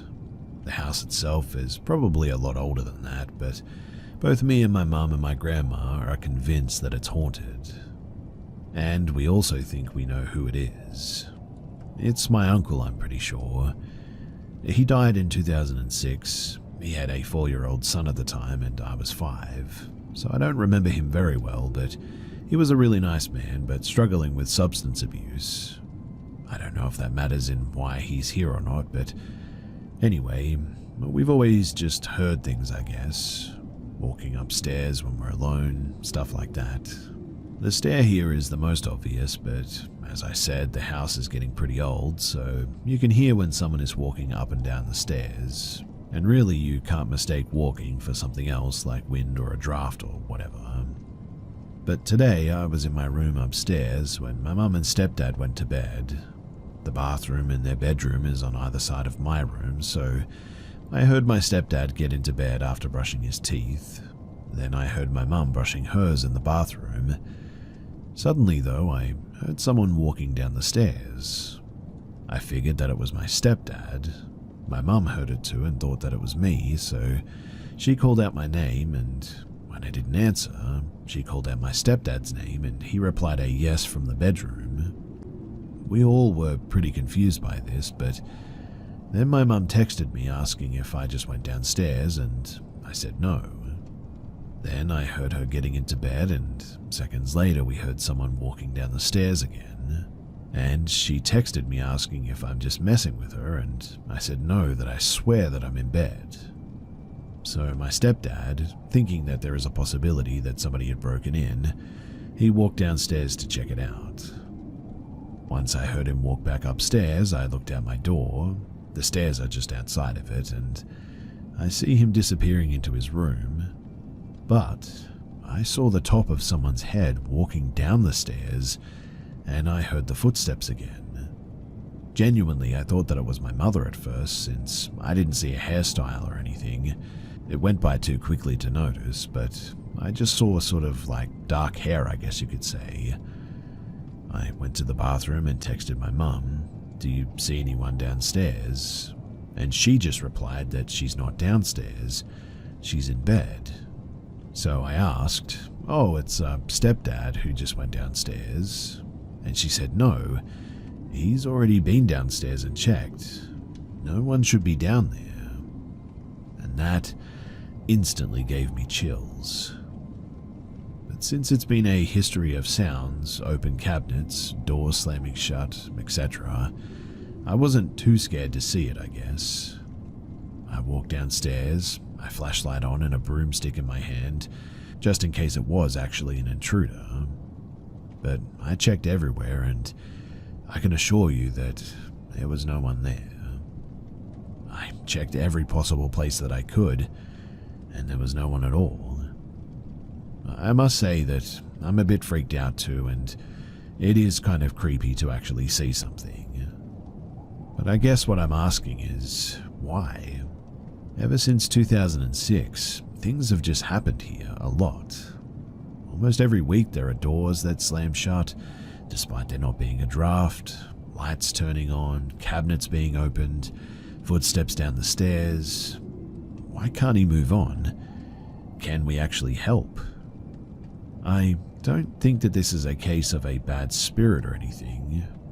I don't know a lot about, well, any of this, but it's 3:30 in the morning, so please don't scare me in the comments under this video if you have any answers.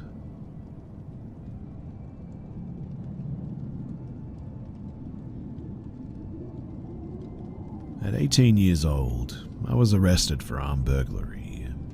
This landed me 2 years in the Florida Department of Corrections.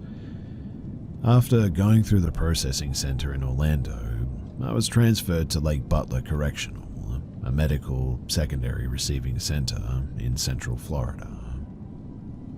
Upon arriving, we were placed in a building known as the Honeycomb, a giant structure in the center of the prison covered in cinder blocks facing sideways, making it look like a giant bee's nest. We were assigned 2-man cells, classic bars and correctional officers patrolling, flexing and talking tough in deep southern accents. As anyone who has done time will tell you, everyone has a story to tell in there. Whether it's rumors about guards, inmates, epic tales of past crimes, or legends of paranormal experiences, you are guaranteed a new one with each wave of new arrivals. Naturally, none are believed, but they're definitely still listened to regardless. And one was the whispers. The story goes that at 3 a.m. in the disciplinary dorm, aka the box, a spirit will torment inmates at night, whispering to them as they sleep, and if you wake up, you will see nothing but you'll feel a presence in that cell. If you lay back down and ignore the whispers, supposedly, you will be injured in some way, shape, or form. Nobody I spoke with had ever been in the box at Lake Butler. Most inmates have never been in there, as most people in the Honeycomb were usually transferred to their main prison in a week or two. I was one such unlucky man, though. You see, I had gotten into a fight with 2 gangsters who were trying to collect protection money from non-gang members such as myself. Naturally, 3 men fighting is not a silent scenario. The guards sprayed us with mace, put us in cuffs, and dragged us to the disciplinary wing. I was given 2 weeks solitary confinement and told that if I was to cause any more trouble that I would have my new sentence tripled. Now, 2 weeks alone with nobody trying to take your food or act tough sounded pretty easy to me, to be honest. In my mind, this was going to be a cakewalk. I still shudder though thinking of just how wrong I was.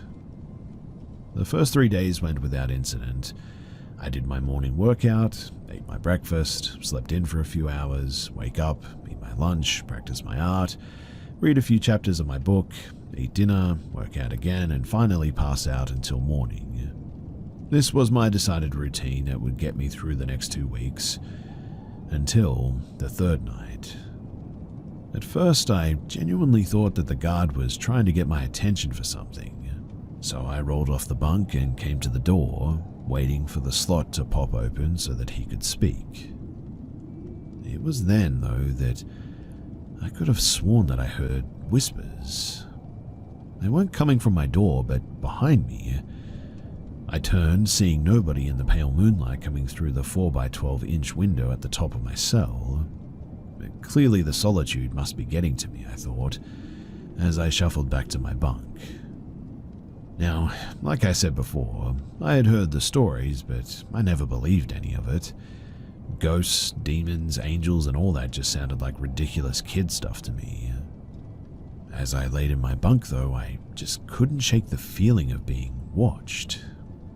It's not a totally uncommon feeling, really, in there, as there were cameras everywhere, officers doing regular checks every 15 to 20 minutes, but this felt like someone was in the room with me.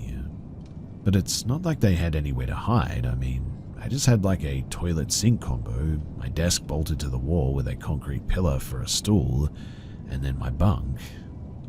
A quick scan was all I needed to see that I was actually alone. Yet, I still could have sworn that I felt a presence in there. This feeling had me awake now.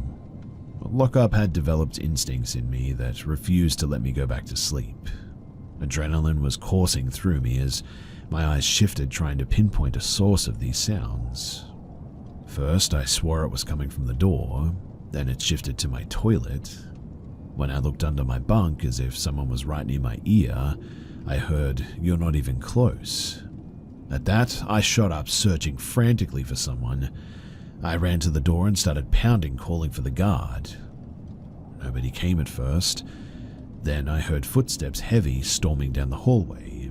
"What's the issue, inmate? You better be dying in there if you're slamming on my door like that." "Dude, there's someone in here," I said through the door. "Can I move to another cell? I swear I'm not messing with you." "Them ghost stories got you your head, boy, huh?"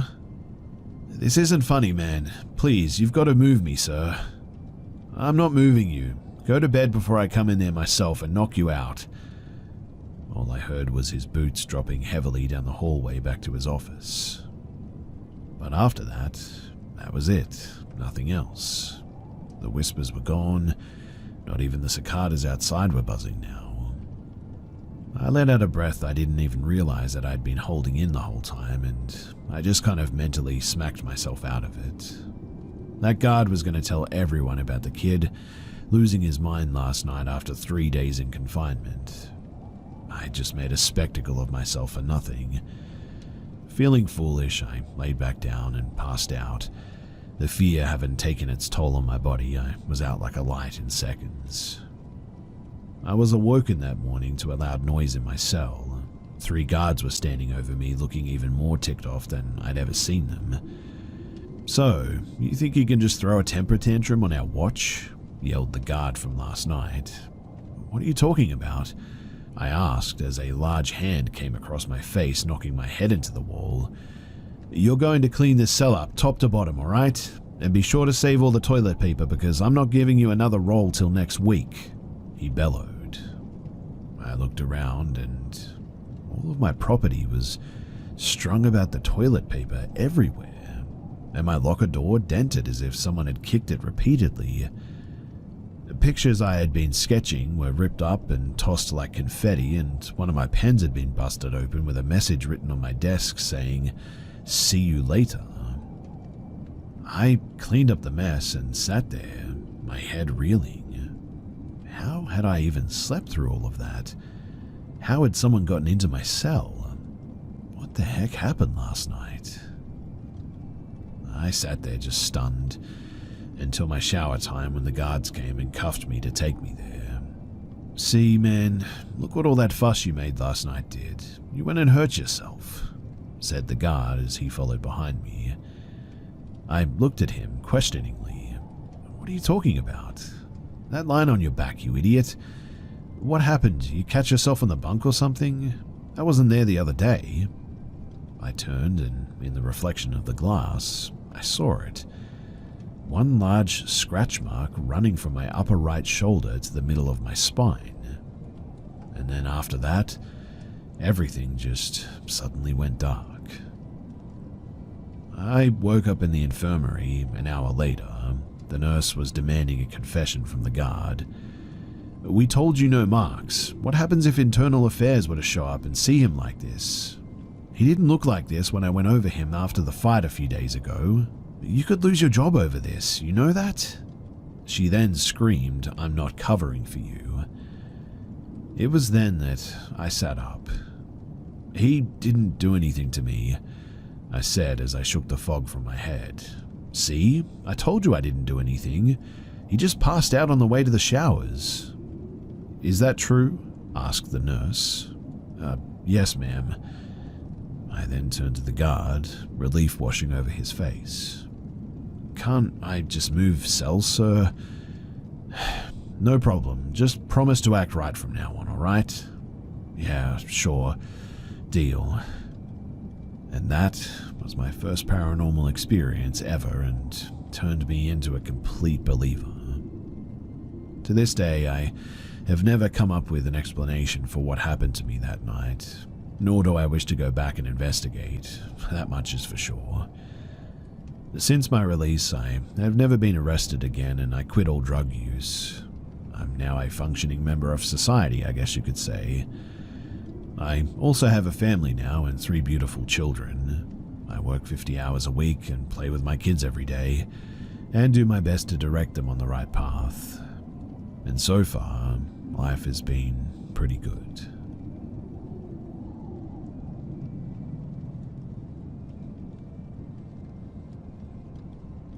This happened when I was 12, and it was only me and my mum in the house as far as I knew anyway. So I had said goodnight to my mum, went to my room, turned out the lights, and I'd gone to bed.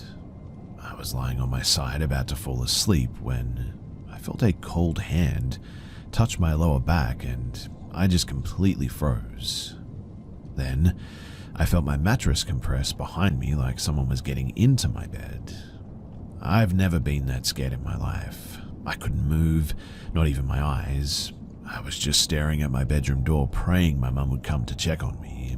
I tried to scream, but I could only manage a kind of groan, and I couldn't tell if it was loud enough for my mum to hear it. Then, the thing behind me started slowly stroking my back and whispering shush. I have no idea how long this went on for.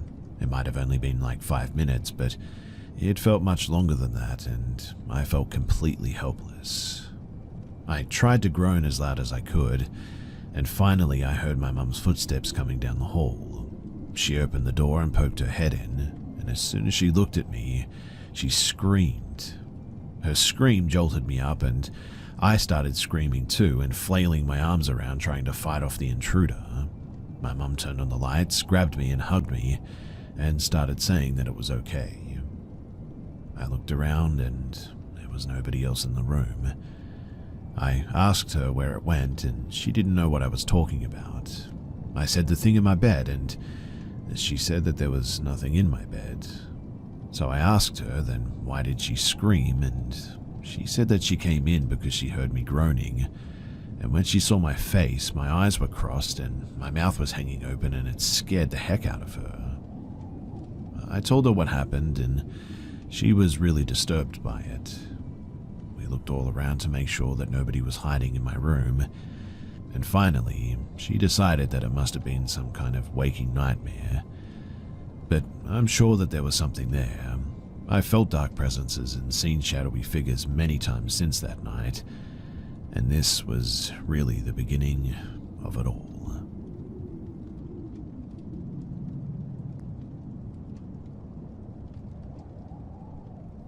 So we live in southern Arizona, and are all staying the night at one friend's house for a birthday party.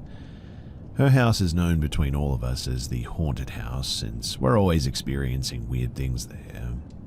But this time, right after the sun had set, we were sitting on the porch in the backyard when one of us yelled and pointed at the chest-high brick fence, saying that she just saw a bald white human head poke itself over the fence.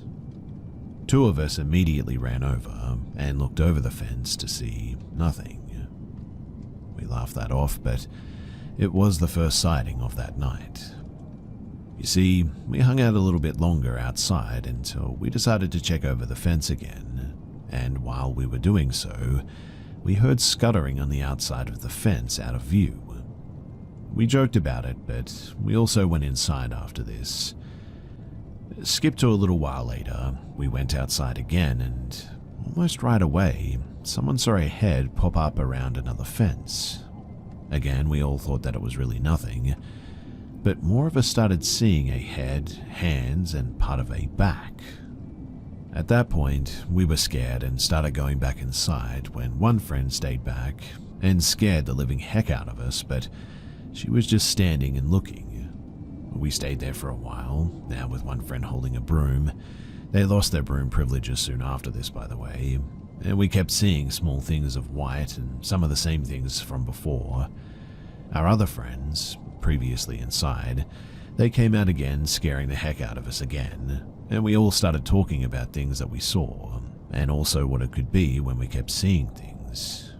But eventually, two people heard a growling sound, and it was very clear that they were both freaking out and they weren't faking it. At that, we all ran inside and started panicking, trying to reason with the fact that there was a skinny, bald white man crawling outside somewhere in the dark growling. We ended up just locking all the windows and the doors and double-checking everything, and we stayed indoors for that night, went outside the next day and looked around, but we never found anything.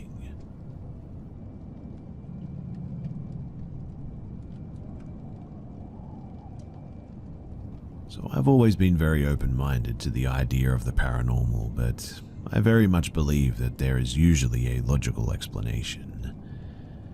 We've been living in the same apartment for 3 years now, and until about 2-ish months ago, everything had been, well, really pretty normal. But in about the last 2 months or so, we both have been experiencing odd things. So I know for her what she has told me has been the uneasy feeling of being watched when alone and seeing shadows. The really odd ones to me, though, are the noises. She said that she heard kind of loudish bangs, like something heavy hit the floor in another room a couple of times. I too have seen some shadows out of the corner of my sight and such, but nothing I would say is definitely paranormal. My strange experiences have been like one night, I was at home and going to bed early while my fiancé was out. I went into my kitchen and closed the door, and I got into bed. And as soon as I laid down, the bedroom door just flung open, really hard and really fast. I sat up and just stared at the doorway to see if I saw anything, but it seemed like nothing was there. One evening a few weeks after the bedroom incident, I've had zero odd experiences in this time frame, but after getting home from work, I was loading the dishwasher. As I was bent over loading the bottom rack, I felt what was like a warmth on the back of my neck for a split second before it felt like a huge spider was crawling from the back of my neck to the bottom of my head. I freaked out, obviously, for a second, but there was nothing there, and really everything was normal. Then, a couple of days later, I was doing some baking and I loaded the cupcakes into the oven. I set a timer on the Google Hub and I went to the living room couch to relax while I just waited for it. I was just browsing through Reddit on my phone and I briefly saw what looked to be a black silhouette of the top half of a head peeking around the corner from the kitchen with the hands gripped around the corner like it was holding onto it.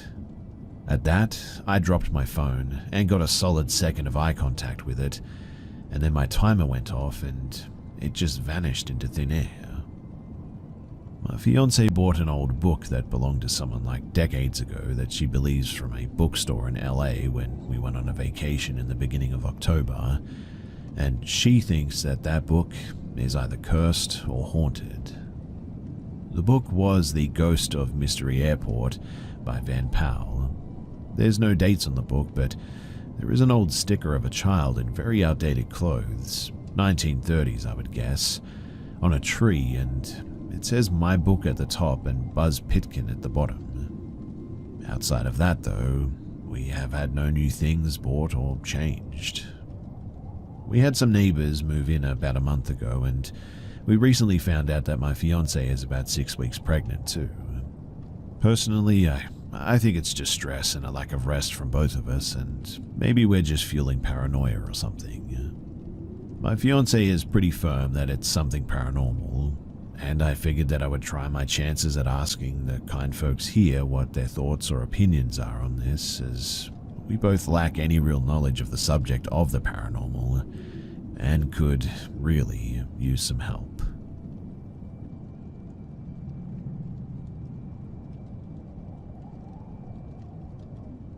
On November 25th at 4 a.m., I woke up in a panic.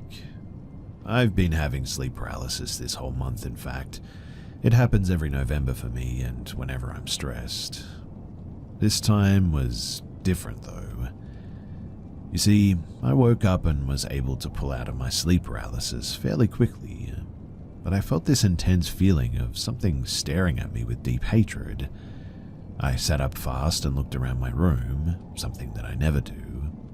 Usually after a sleep paralysis episode, I dig deeper into my covers because, well, it's frightening. But this time I felt scared and also in danger. And when I did this, at the doorway of my room was this 8 to 10 foot tall thing. It had a goat head, I don't remember seeing horns on it, and a gorilla body. I grabbed my phone and turned the flashlight on and shined it. I didn't feel brave enough to shine it at its face, but I illuminated it enough to see its body and a bit of its face. I saw enough and I screamed, a long scream too. To be honest, I purposely screamed for a long time so that my dad would come and save me, embarrassing as that may be. Luckily, my parents live with me and my dad did end up barging into my room. He stayed at the doorway for a second, scanning my room, and then ran in. When he ran in, he ran through the demon-looking thing. It grimaced when my dad walked through it, and it disappeared. My dad, he ended up hugging me for a bit before we had a bit of a sleepover in the living room with the cats. I know I'm a 30-year-old female and way too old to have my dad hugging me to sleep, but that thing looked absolutely frightening and I was really glad that he was there.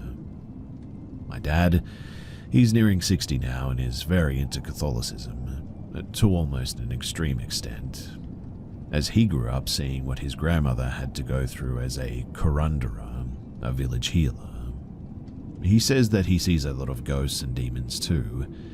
He always has his prayer music on. He wasn't always like this, but he always said that he could see the supernatural, but wasn't religious before this. He got into a really stressful situation a few years ago, and all of this magnified to where it is now. To be honest, I thought that this was all just religious psychosis. I'm not religious at all, as the Catholic Church traumatized me growing up. And honestly, I was really hoping all these ghosts, shadows, demons that I was seeing was just an overactive REM cycle, or just my mind filling in the blanks. But this goat head gorilla body thing, it just looked so real, and it freaked me out when the flashlight didn't make it go away too. Also, I was awake when I saw this thing as well. I should also mention too that a year ago when I first got into my house, I fell asleep on the floor of my room because I didn't have any furniture yet. I fell asleep to some frequency sounds, and during the night, I must have skipped over to another video or something. The video was a picture of a priest praying with a Bible at a group of people, maybe demons or something. It was a reddish picture from what I can remember, but the sound was a priest chanting an exorcist prayer in Latin.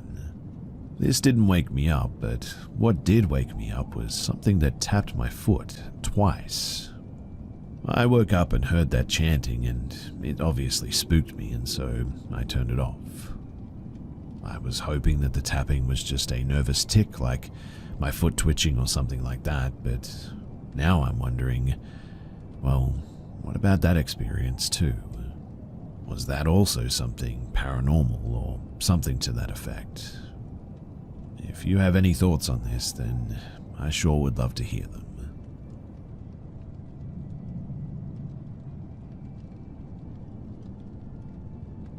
Currently, I live in the Canary Islands, a place where UFO activity is pretty common. Over the years, various stories have been told, and there's even some evidence of giant orbs around Mount Teide, our volcano and highest mountain in Spain. There's strange metallic objects flying over the sea, tales of diggers coming face to face with supposed grey aliens, and anecdotes of mysterious lights under the sea near coastal towns and cities are pervasive. I want to talk about the latter though. You see, when I was 10, my whole family and I went on a vacation to Tenbel, a sort of resort area in the south, home to dozens of hotels, rental vacation homes, old tourist complexes, and even a very old, almost abandoned vacation development. To give you some context, at that time, Tenbel was already nearly deserted, despite once being a bustling place.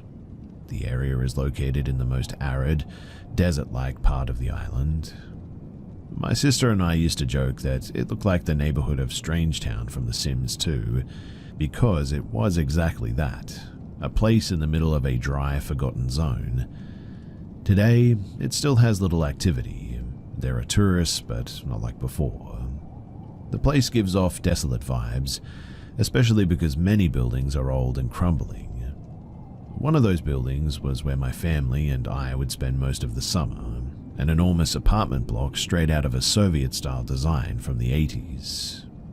This building, it was next to a rocky beach and a small mountain, which was often climbed by British and German tourists. For some reason they loved it, but from the balconies of our apartment, you could see the black volcanic rocks and the sea, and it was a beautiful view, let me tell you. At the time, I shared a room with my sister and her boyfriend, so sometimes we stayed up late playing board games or just goofing around. Now, one of those nights, I remember going to bed early since we had spent the whole day hiking and swimming in the apartment complex's private pool. I recall waking up to a strange light sweeping across our room repeatedly. Annoyed, I thought it might be my sister with her phone or her boyfriend messing around. The room was dark and a breeze from the balcony made the silk curtains flutter, something that was quite refreshing in the summer. From my spot, I noticed my sister and her boyfriend standing on the balcony, staring at something. My sister clung tightly to him, which was unusual for her. She's always been the brave one. The light swept through the room again, this time dimmer. At first, I honestly thought that it might be thieves with a flashlight checking balconies for witnesses, but then I realized how silly that idea actually was. So I got up and approached them to see what they were looking at. "What's going on?" I asked, annoyed. My sister turned slowly, almost in shock. Her eyes were sharp, like a deer watching a predator. "There's something strange in the sea," she whispered. I thought that she was joking, so I chuckled and looked where they were staring. And to my surprise, there was a pulsating light, like beacons, flashing on and off randomly.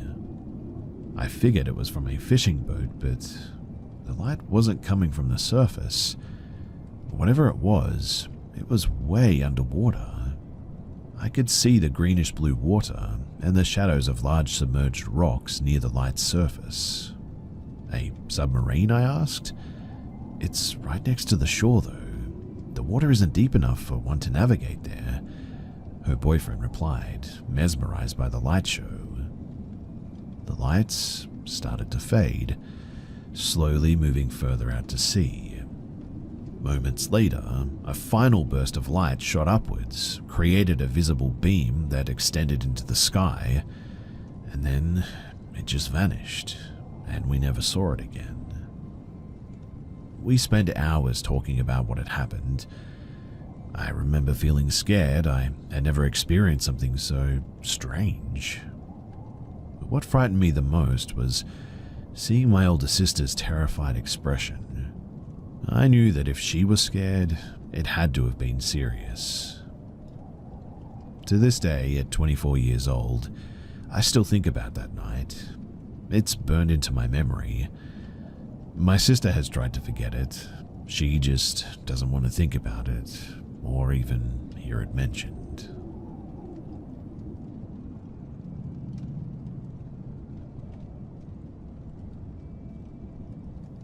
In 1991, I was 6 years old and my family, mum, dad and sister, had moved to a different part of town.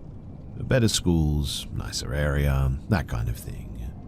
It was certainly an upgrade from where we were moving from. The house stood out from the other houses in the neighborhood.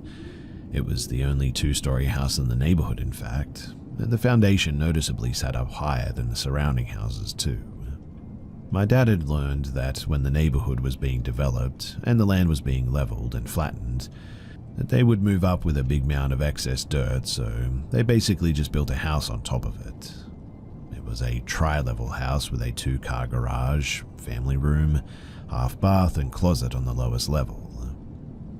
After living there comfortably for 10 or so years, my parents decided to combine the half bath and closet into a full bathroom. To do this, we had to jackhammer through the concrete foundation to add or move plumbing for the new shower that was going in.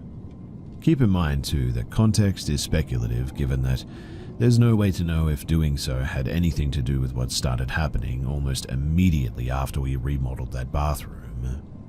I guess it's always just felt that way to me and my family. So, the middle portion of the house was kitchen, dining room, and living space with 3 bedrooms and a bathroom at the top level. Within days of the remodel, late at night, my dad's stereo system turns on in the living room while everybody is asleep. I was the first one to wake up, so I went downstairs expecting to find my dad rocking out at like 2 a.m. for some reason, although he's definitely never done that before. Though he was and is quite the audiophile, so I don't know. You never know, right? But as I'm getting down the stairs, not only am I realizing that it's some random late night radio playing, but there aren't even any lights on. I just remember turning on a lamp and going over to the stereo cabinet, turning off the receiver, and just standing there like, what the heck? I was the only one who woke up as far as I knew, but I had a feeling my sister, 14 at this time, was pulling a prank. But when I accused her of doing it the next morning, she was not having it. My parents brushed it off, considering that they never heard anything either. Well, this would keep happening. I'd say probably 8 to 10 more times in the following couple of months, in fact. The same thing would happen every time as well, always in the middle of the night. Stereo would come on and the volume would slowly go up until someone ran downstairs and turned it off. There were times that I'd gotten way too loud before someone made it downstairs as well, and this particularly frustrated the heck out of my dad, because this stereo system was his pride and joy, and he was afraid that the speakers were going to get damaged. My parents, of course, thought either my sister or I were doing this, but before we had even fully convinced them that it wasn't us, other things started happening too. For example, I was standing in the upstairs shower washing my hair one time, and as I'm facing the back of the shower wall, I see a shadow sweep around the whole shower. Of course, I pull the curtain open expecting to see my sister or someone messing with me, but no one was there, and the door was locked too. There were a lot of shadow incidences just like that too. Now, from the living room you can see upstairs to some degree, and we would often see out of the corner of our eyes what would seem to be something quickly crossing the hallway from one room to another, like you would just barely catch a flash of something when nobody was up there. Touch lamps would come on by themselves often. My dad said on multiple occasions that he'd be laying awake having trouble sleeping, and the touch lamp on the nightstand next to him would just come on by itself. Most notably, my close friend and my dad described seeing the exact same person in the house. In fact, they both saw this person while doing the same thing, which was walking into the front door when nobody else was home. Probably a year or so into these occurrences, my dad got home from work one day, opened the front door, and saw a young girl around my sister's age standing at the top of the stairs that would take you down into where the remodeled bathroom is. He said that she looked about my sister's age and had similar blonde hair, wearing a light blue dress with a white collar. As soon as he saw her, she bolted down the stairs. He went over there, checked the whole downstairs, upstairs, everywhere, but no one was home. A friend of mine not long after that would do the exact same thing. We got home from school. I threw him my keys to open the door because I was carrying stuff. He walked in the front door and saw the same thing that my dad saw, described the same hair, clothes, everything. I wish the story got juicier from here, but ultimately we just sort of adapted to it, I think. It was a little spooky at first, but once we realized that it was just a young girl, we were so used to it anyway that it was almost comical. Things kept happening up until the point that I moved out at 19, and the house was sold about a year later when my parents would divorce. One other interesting detail too is that the guy who bought the house did so as an investment property that he planned to rent out. And I cannot tell you how many times I've seen that house being sold or going up for rent over the past 20 years since then.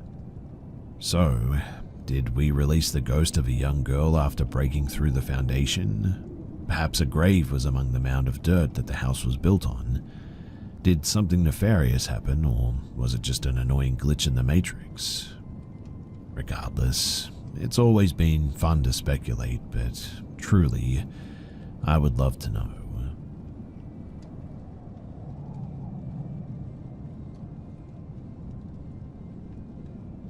My friend recently explained to me that he woke up in the middle of the night because he thought that he heard footsteps coming down the hallway, and he's alone in the basement. The barn door to his room, it's locked from the inside with one of those cheap swinging metal latches. but he hears that latch fling open and the barn door slammed across the slider and even dented the wall.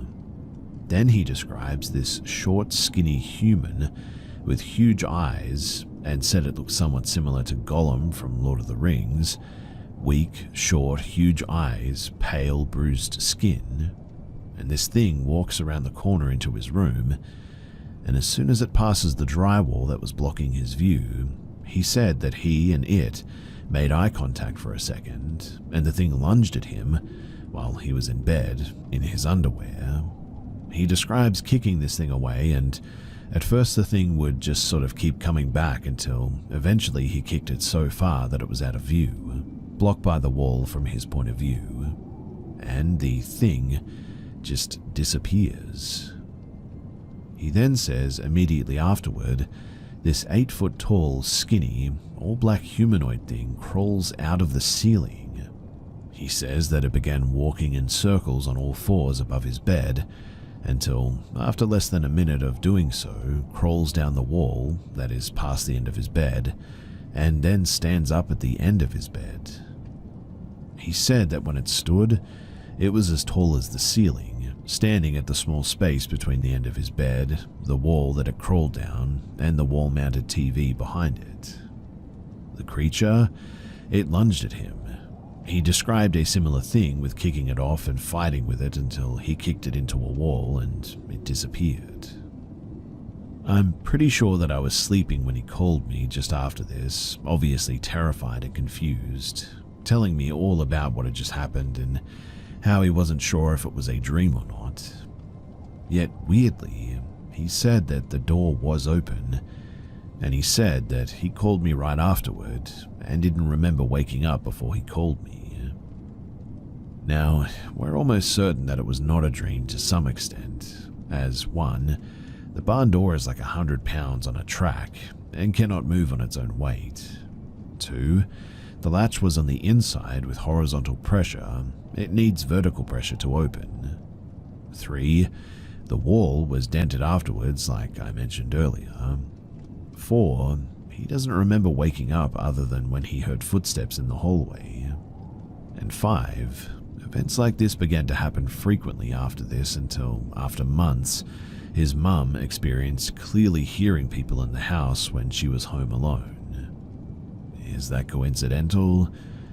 Well, we don't think so.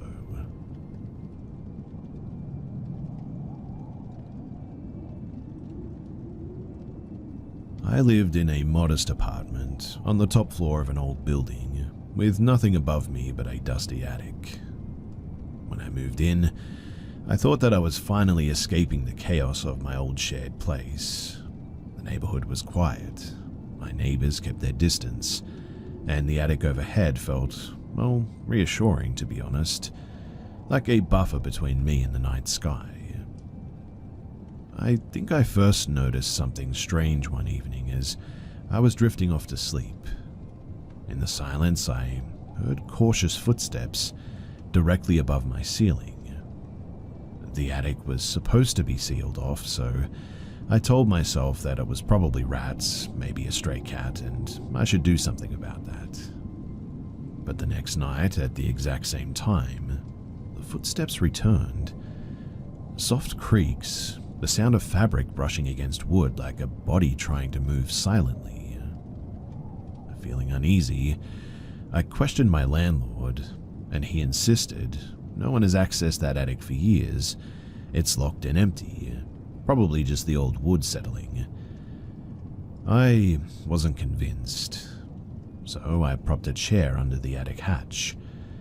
It was secured with a heavy rusted padlock, and yet the following night, I woke to a gentle groan of hinges. The hatch had shifted. The padlock still hung there, but slightly angled, as if it had been opened and carefully put back. My heart hammered so violently that day that I felt dizzy. The next morning, I bought a small camera and positioned it high on a wardrobe, aiming it at the hatch. That night, the noises came again, subtle and measured.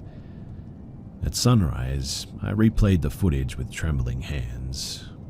The hatch, it had lifted a fraction, and a pale, grimy hand had emerged through the crack, groping in the darkness as if searching.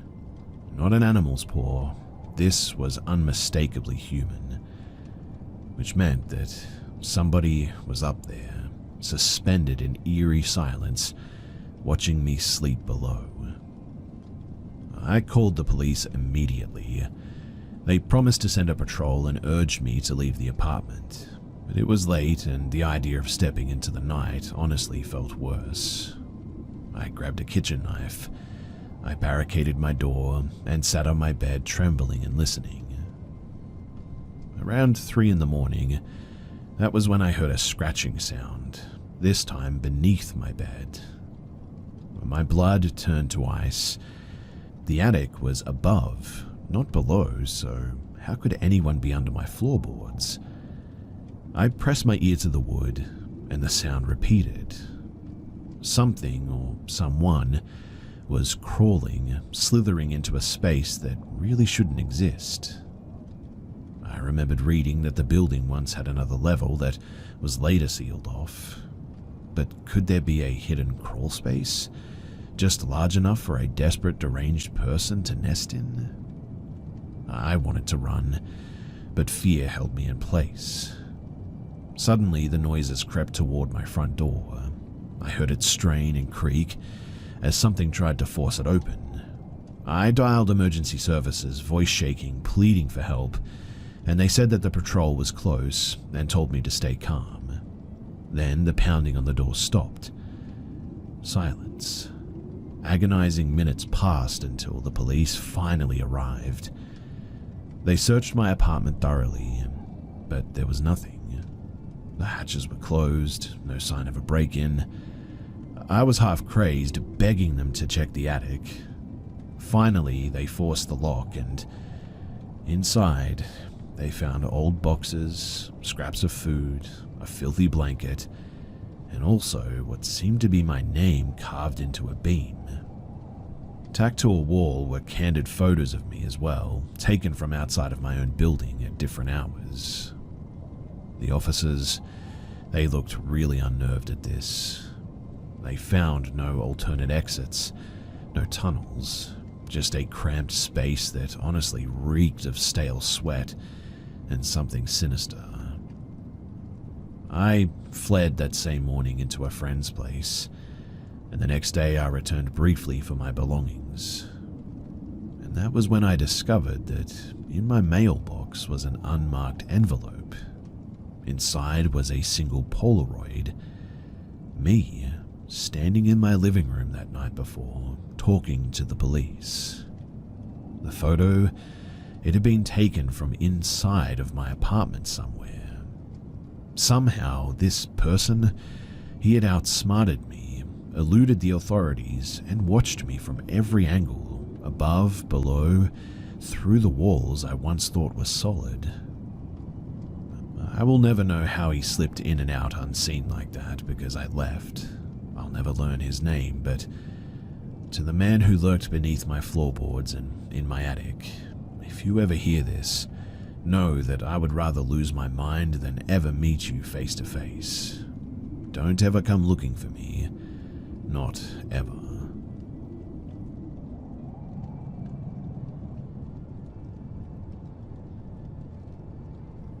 This happened to me in the early 80s when I was about 14 or 15 years old. So I lived on a quiet street in the suburbs of my city, in a small place that you wouldn't call the countryside, but close, in a Spanish island of the Atlantic Ocean. It was known locally back then that little girls started disappearing more often, but it wasn't yet a topic of conversation between the towns and neighborhoods. Most of my friends lived in the city, so I would often take the bus to go and meet them. That day at around 5 or 6 p.m, I decided to start walking to the bus stop, since I was going to meet my friend that evening anyway.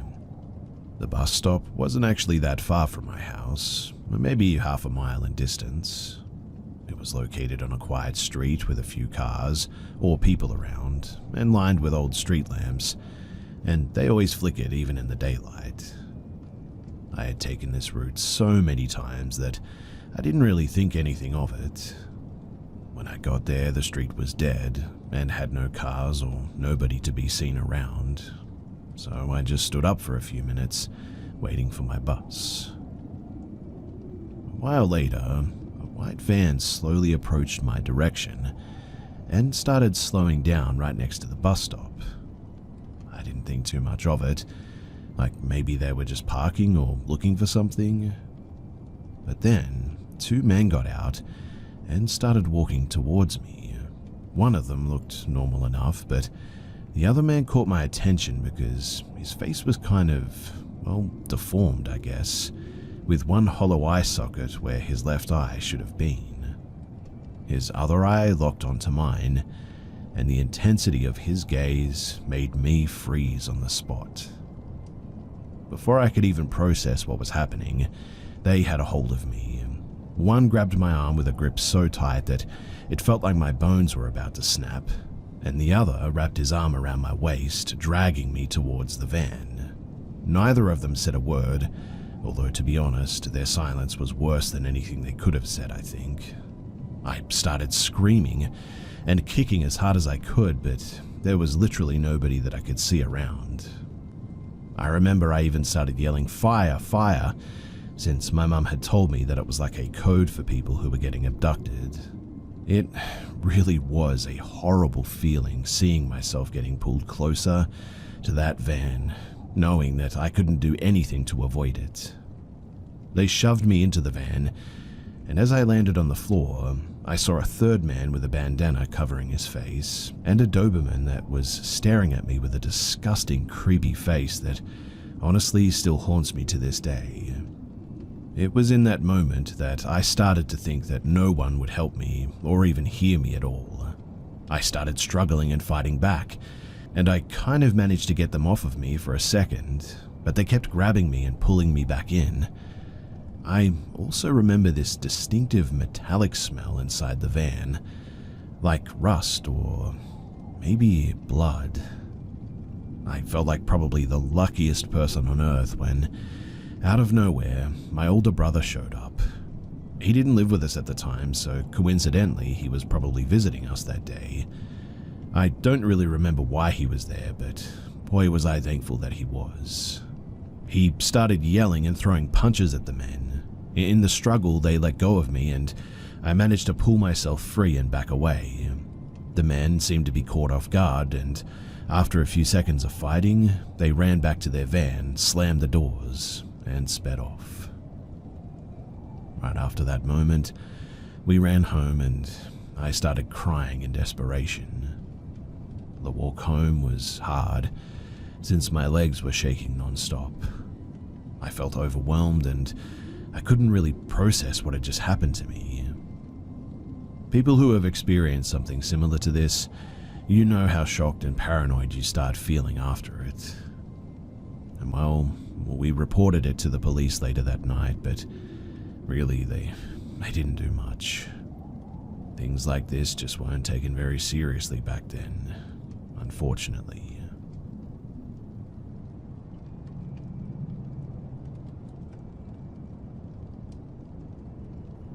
So my name is Mark.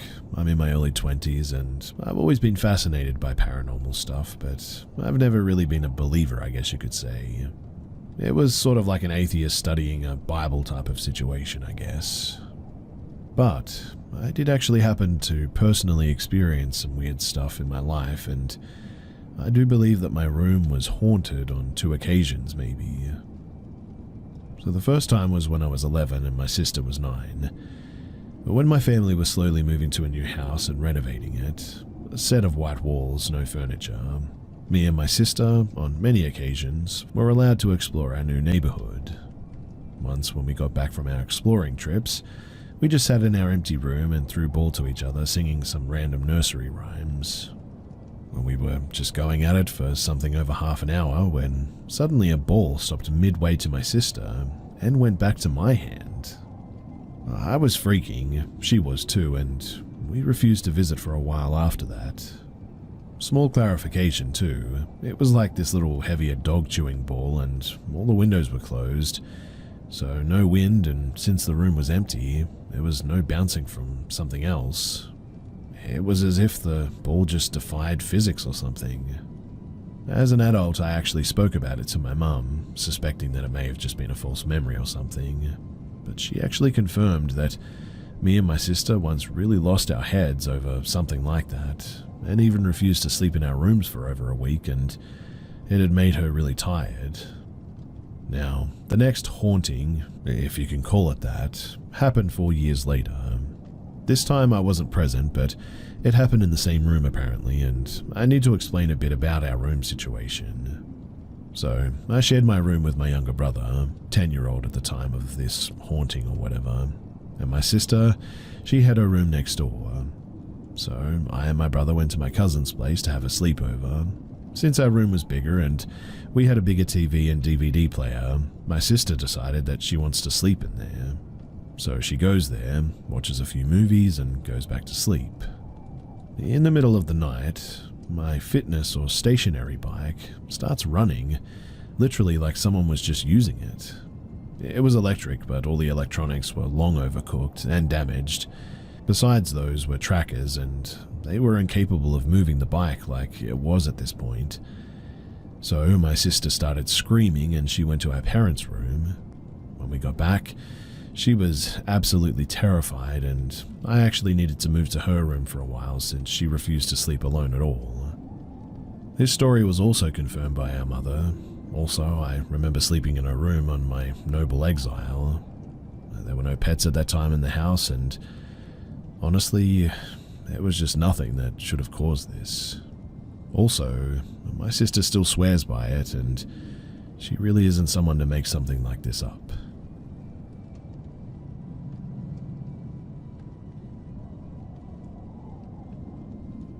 I do some volunteering at a hospital 3 times a week that involves me reporting to the hospital at 5 a.m. I enjoy the volunteering. I've been doing it for almost 2 years now, and I've really never had any issues. Until last week. Last week, I was a bit early on one of my volunteering days, and I had about 30 minutes before I had to report in. I normally would have just waited in my car, but I had been pretty stressed about things in my personal life, so I thought that I'd go for a little walk to burn a little steam and clear my head. After all, this is in a pretty nice area, upscale West Los Angeles, so what could go wrong?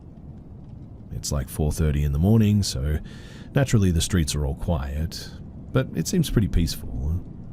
But then, up ahead, I see somebody walking in my direction. Kind of odd, I guess, but I didn't think too much of it. Him being out here at this hour isn't inherently suspicious, I guess. After all, does being out here at this hour automatically make me suspicious too? So, I keep walking. We make quick eye contact when we cross paths, and I suddenly got a very bad feeling about this man. I can't explain it other than an instant instinct, but sometimes you just have a gut feeling about somebody, you know? That's what I felt when I passed this man, and I immediately went on high alert and made sure that he wasn't going to approach me from behind or something. Very soon after walking by this man, I'm talking like 15 to 20 seconds, I passed by one of those many parked cars on the street. This is Los Angeles, so there's a lot of parked cars on the sides of the main streets. Except this parked car is different. There's a man sitting at the wheel, and the man waves at me and beckons me over. Again, pretty darn creepy, but not inherently worth freaking out over just yet. As I keep walking, I then realize that while the car was parked, it wasn't off. It was simply in park. Because this car starts driving in the same direction that I'm walking, and it drives at a pace essentially matching my walking speed, at this point, I've had enough, and my brain is saying nope. So I immediately turn around and start speed walking back in the direction that I came from. Then I saw something in that moment that absolutely terrified me. That first man that I encountered walking the other direction, which was probably like 40 seconds ago, was now standing pretty close to me, Like way, way closer than somebody who had been walking in the other direction should be. And then he makes eye contact with me, and he starts walking in my direction. I am incredibly suspicious and more than a bit nervous at this point. So because it's pretty dark out, I decide to play a hunch. My car keys fold out in a manner very similar to a switchblade, so I immediately pull it out, press the button to make the key fold out, and I stare at him for a second. I believe that he was caught off guard because he stopped walking for a second. And well, that second was all I needed. I immediately took off running at top speed, crossed the street. We're talking a Los Angeles main street with like 6 lanes of traffic and a median divider, and kept running down the street. Now, I'm no Olympian, but I was on the cross-country team at a D2 college, and I still run multiple times a week, so I'm pretty confident that I can outrun the average person I run into by a comfortable margin. Still, I didn't take any chances, and I ran all the way back to the hospital. So, what do you guys think? I'm not crazy, right? I'm not necessarily saying that I was going to be the next prominent murder victim or kidnapping victim, but there was definitely something going on here, right?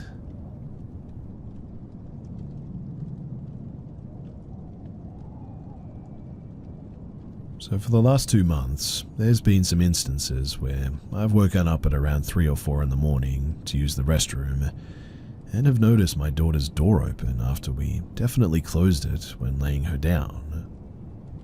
We live in a smallish 2-bedroom apartment. Our daughter's room is directly across from ours, and we typically sleep with our bedroom door open so we can hear her in the night if she needs us. We usually lay her down at around 8:30 p.m, and my wife and I are usually in bed at around 10. Our daughter has a Nest White noise machine that we leave on in her room to help her sleep. When her door is shut, you can barely hear it. When I get up in the middle of the night, though, I immediately know that her door is open, just off of the sound alone. And then I look across, and her door is not just open a crack, but completely wide open. I just have this eerie feeling. My wife and I don't sleepwalk, and when I'm up in the middle of the night, I'm pretty aware of my surroundings. Also, to add to this, our daughter sleeps in a crib and is way too small to crawl out of it, and usually when I notice her door is open, I always go and check on her, and she's always knocked out. There's just no reason why this door should be open, and I don't know, something is telling me that something is wrong. Anyway, I apologize if this sounds a bit rambling. It's just giving me weird vibes, and I was looking to see if anyone had any ideas of what might be going on.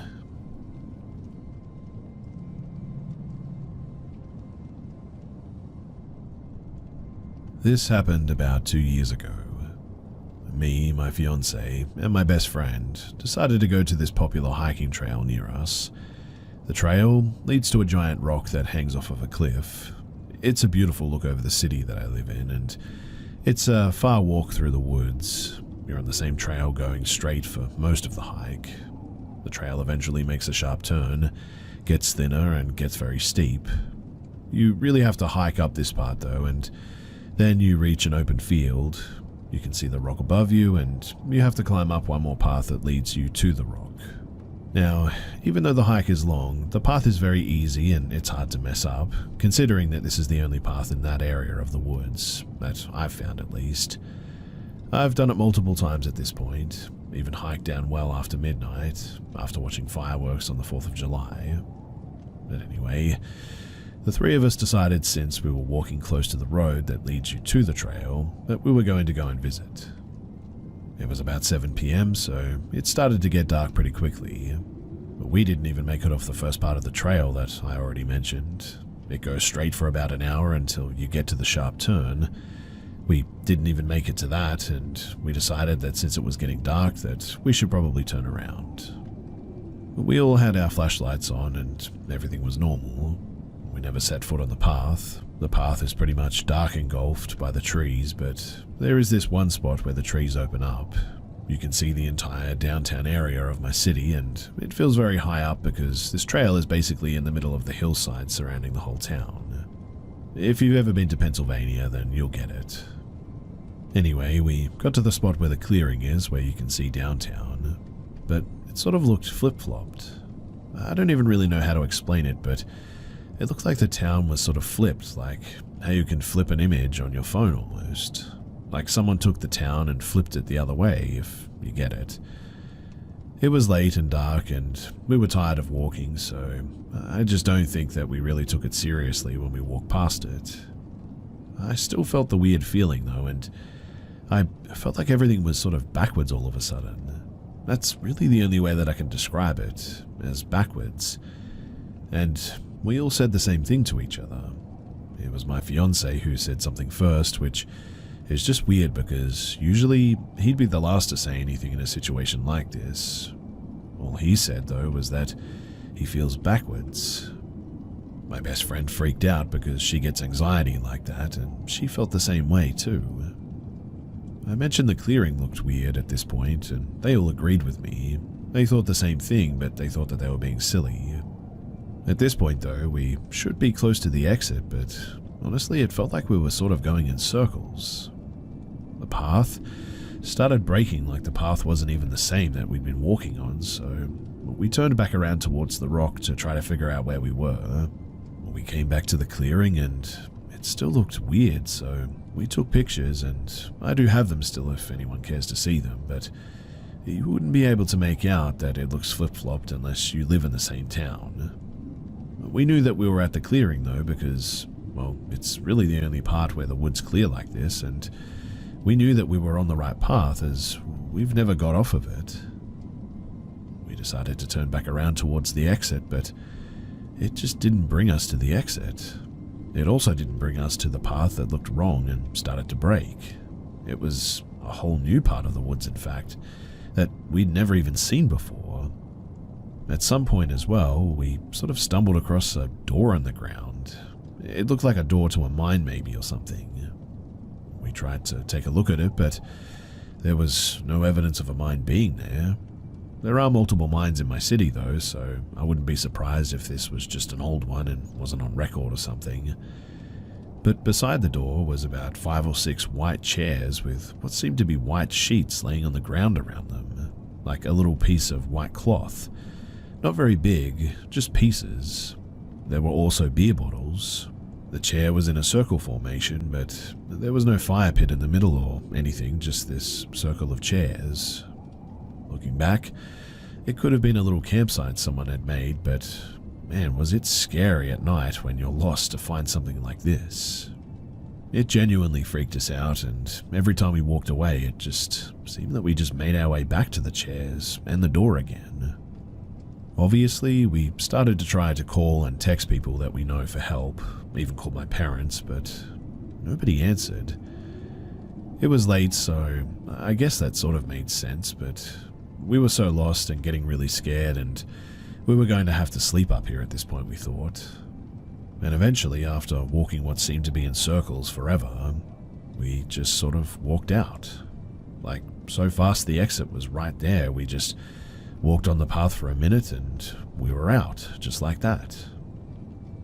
Almost immediately after we leave, I then get texts back from people that I was trying to get help from. And one more creepy thing, just to put the icing on the cake as well, is that there were like 1,032 pictures taken on my fiance's phone at 10:32 p.m. Like a burst of them.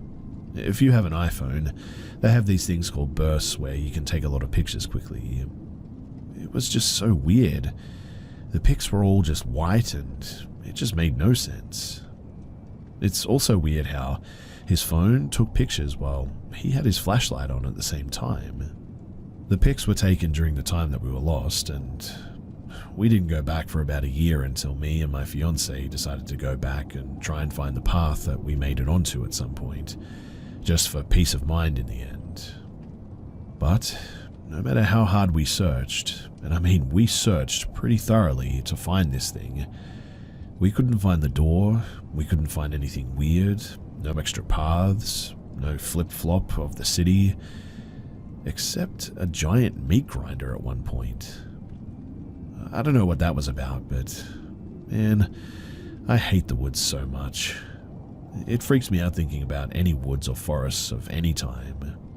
That's just one of the worst experiences for me, though, but I've had a few others, and honestly, I just hope people don't think that I'm making this all up. I know that it sounds crazy, to me even, so I can imagine someone thinking that I'm lying, but I'm really just looking for a possible explanation for any of this. It's one of those things that just sits with me and bothers me to this day, and my fiance doesn't like talking about it either because there's just really no explanation. Me and my best friend, we still talk about it from time to time, but it just goes nowhere because we've thought of every possible explanation that we can think of.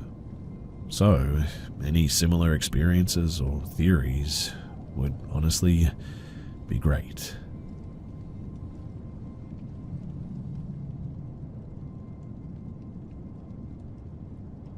When I was 18 and freshly broken up with my older boyfriend, I basically went crazy with dating guys. At the time, I also dressed very goth, even going as far as to wear a real corset and trench coat, mostly just enjoying the attention. One particular afternoon, though, my friend or roommate at the time decided to eat at a local Japanese restaurant, with both of us all dressed up.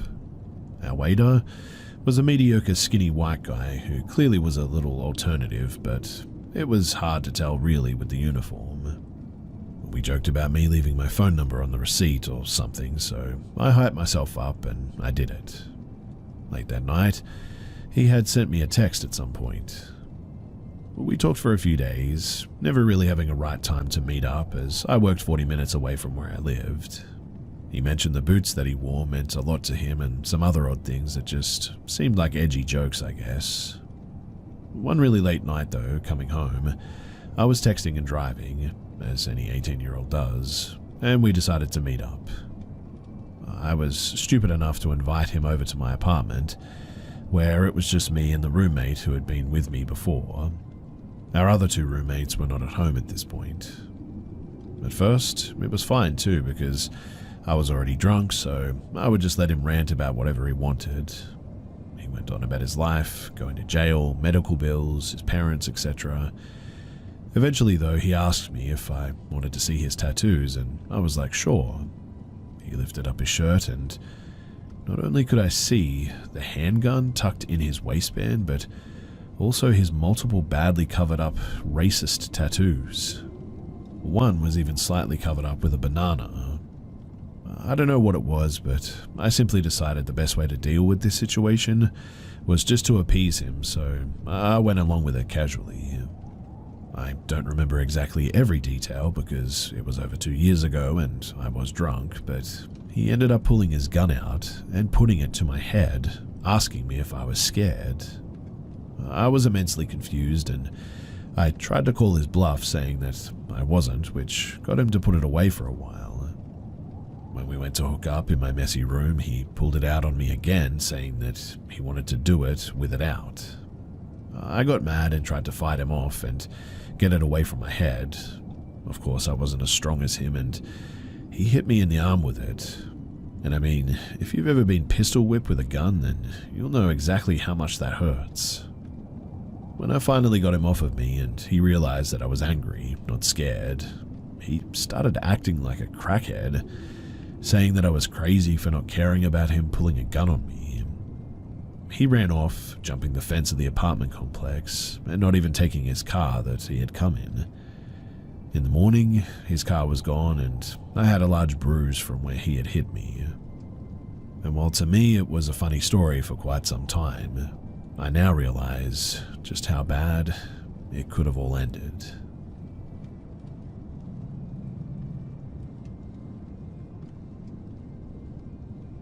I was asleep with my small baby and woke up for some reason, 3-something in the morning, and I felt someone grab my foot. A coldish, larger hand grabbed the tips of my toes or the top of my foot. Well, I at first thought that I was dreaming and my feet were out of the covers, so I decided to just go back to sleep. I put that one foot under the cover, left the other foot out, because I like sleeping with my feet out, and I was almost back asleep when I felt a thumb with pressure slide up my foot, and then a hand grab with intense pressure the top of my foot. At that, I immediately shot up. My body was having intense reactions at this point, goosebumps, rapid heartbeat, etc. I yelled my sister's name because she's the only one who had a key to my condo, and I looked under the bed and everywhere in the room. I was terrified for quite some time after that, but it never did happen again. Until just the other day. So, I'm in a completely different city now with my husband and second baby. My husband, he left for work early in the morning at like 4 a.m. He said goodbye and I was half asleep with my feet out.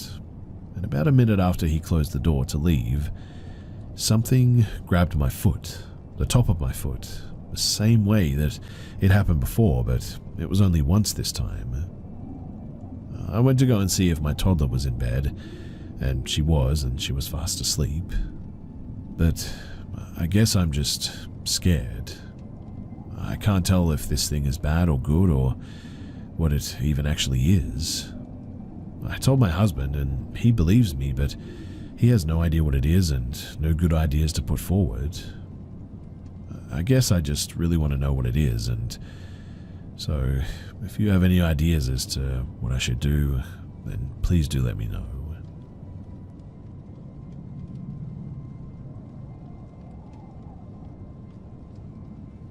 I live in rural southwest VA in Appalachia, and I heard odd whistling in the woods a few days ago at night.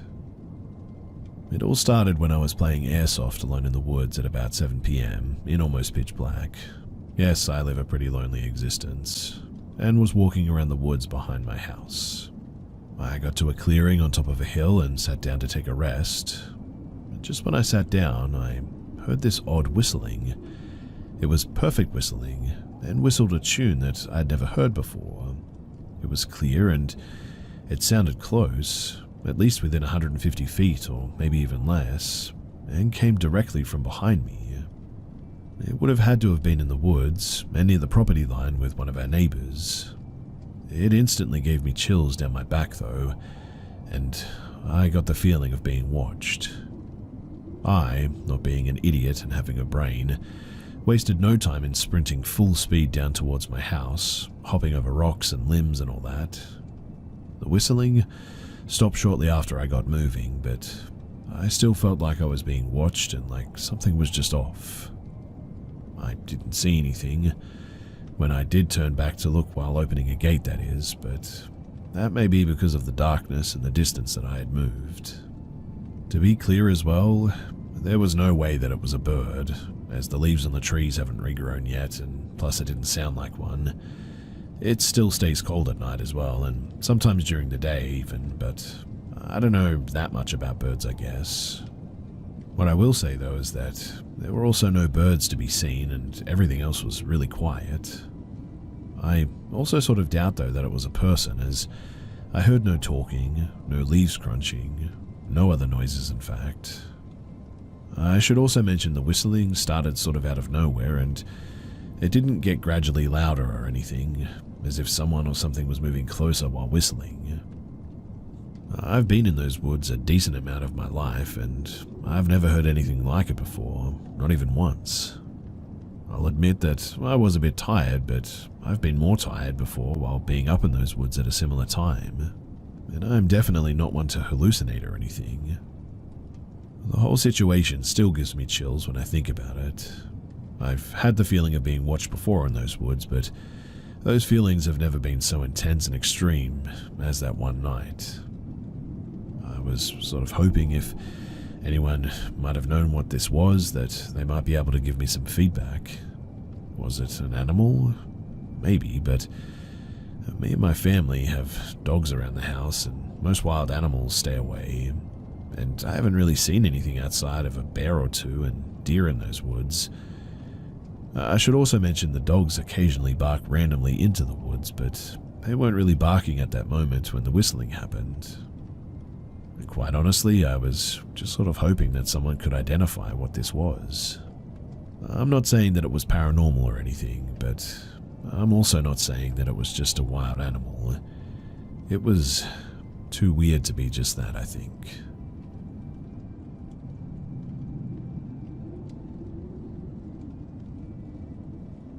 Many years ago, when my daughter was potty training, a friend recommended that I keep a travel potty with me. It saved me from rushing to find a restroom and avoiding stopping in anywhere questionable with a toddler. We would drive about 40 minutes to pick up my husband on his lunch break, and that afternoon we were headed back to drop him off at work, and we're only about a block from the restaurant when my daughter said that she had to go. The area that we had just headed into, it was a large business park area with lots of very large buildings to the left and the right. I saw one and the parking lot looked empty. I pulled over to the side of the building and I parked at the curb.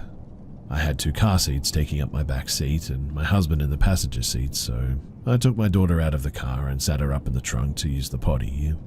I just got her settled and she was looking uncomfortable and covering her face and looking down. I looked behind me and I see a woman walking up to me. It was summer at the time and very warm, but she was wearing a jeans skirt and tank top and had a crossbody purse. She looked at my daughter and said, "Don't be embarrassed, we all go through it," and just laughed. She said that she needed a ride to the freeway and asked if I could take her. I told her that I was sorry, but I couldn't, and she started to seem bothered by that and asked why I couldn't take her. I said my back seat is full, so I don't have room for her, and she snapped back, "So you're telling me you put your daughter in the front seat?" I told her no, that my husband was in the front seat. And as soon as she heard that I wasn't alone and had my husband with me, she started to slowly back away and she was walking down the street that she came from. As she was walking away, she said, "Oh, I'm sorry, I used to be from here, but not anymore," and quickly walked off. If she would have made a left on the cross street she was walking towards when going towards my car, there were restaurants and gas stations a block up, plenty of people to ask for a ride. So the fact that she went the other way has always troubled me. I still am very grateful my husband was with me that day. I don't know what her true intentions were, but getting to a populated area really didn't seem to be one of them.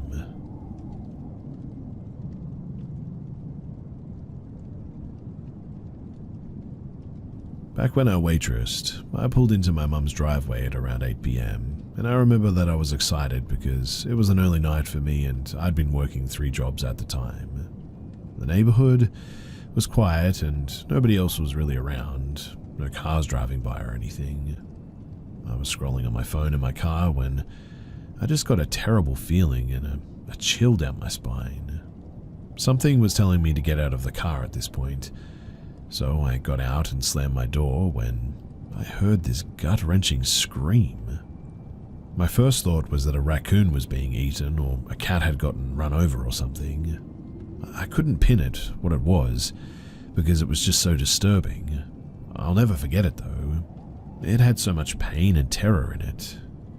I looked around me to find the source and noticed a figure across the street, standing in the grass next to the street curb. The streetlight was in front of my house, so I could make out some details. It was a girl with long hair covering her face and a long white dress. She had no shoes on. My first thought was kidnap victim for some reason, and I wanted to call out, "Are you okay?" but something inside of me told me to hold back. She didn't move or look up. I probably stood there a minute too long contemplating what I was seeing and if she needed help or not, but ultimately, my gut told me to get inside, now.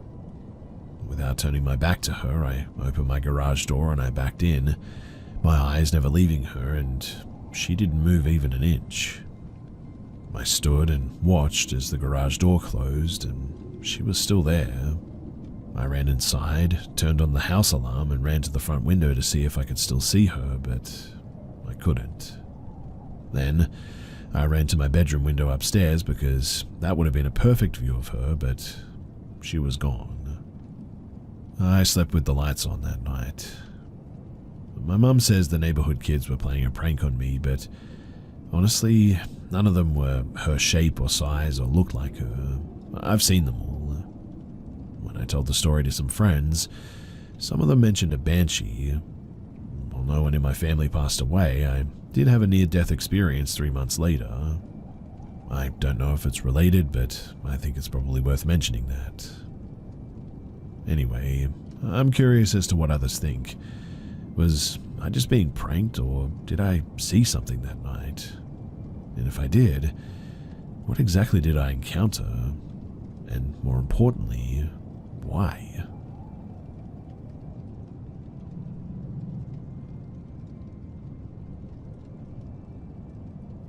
So my boyfriend, now husband, moved into this house with 3 of his buds when we were 19. Built in 1909, you could only expect it to come with some history, right? Well, his room was on the main floor, and I'd spent evenings over just visiting. I came over after work one day, and he was all worked up going, "I swear this house is haunted. I'm losing it." He explained that as he did laundry, the dryer kept turning off, and he would walk to the basement to find the door open. On his 3rd trip to the basement, he just snapped. He yelled and swore and told the ghost to get lost. He slammed the dryer door and then walked back up to his room. The laundry completed and the door didn't open again. After explaining this to me, I realized that it was already 11:30 p.m. and I had to drive home still. He was a bit on edge, but I just told him that he needs to apologize and understand that this was probably their home at one point in time. They're just messing with him for a reaction. I kissed him goodnight and walked into the kitchen towards the front door to leave. I stopped in the doorway, felt the need to look over my right shoulder, and see the elements on the stove beat red. They were all turned on at full heat and had been on for a while, clearly. The kitchen was really hot. The stovetop itself was dang hot. I casually walked over, turned off all the elements and said, "Please stop, he's harmless." Boyfriend begged me to stay, and I was like, "You gotta fight your own battles. You need to apologize and just go to sleep, you silly goose." The old man never left. It was his house at one point. He made certain everyone knew that he was still the boss. I sometimes enjoyed his tricks. I ended up moving in with the boys 3 months after the stove incident. Nothing too scary ever really happened. Just sort of regular ghost stuff, but it was kind of like Casper, I guess. Some people might find that odd, but I guess when you've had your fair share of paranormal encounters, things like this just don't seem to faze you anymore.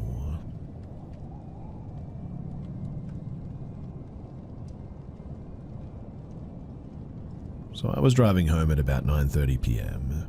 My route contains a variety of areas, including some single-lane, quiet roads. Driving along one of these single-lane roads, I end up having to slow down because of a man standing in the middle of the road, facing away from my car.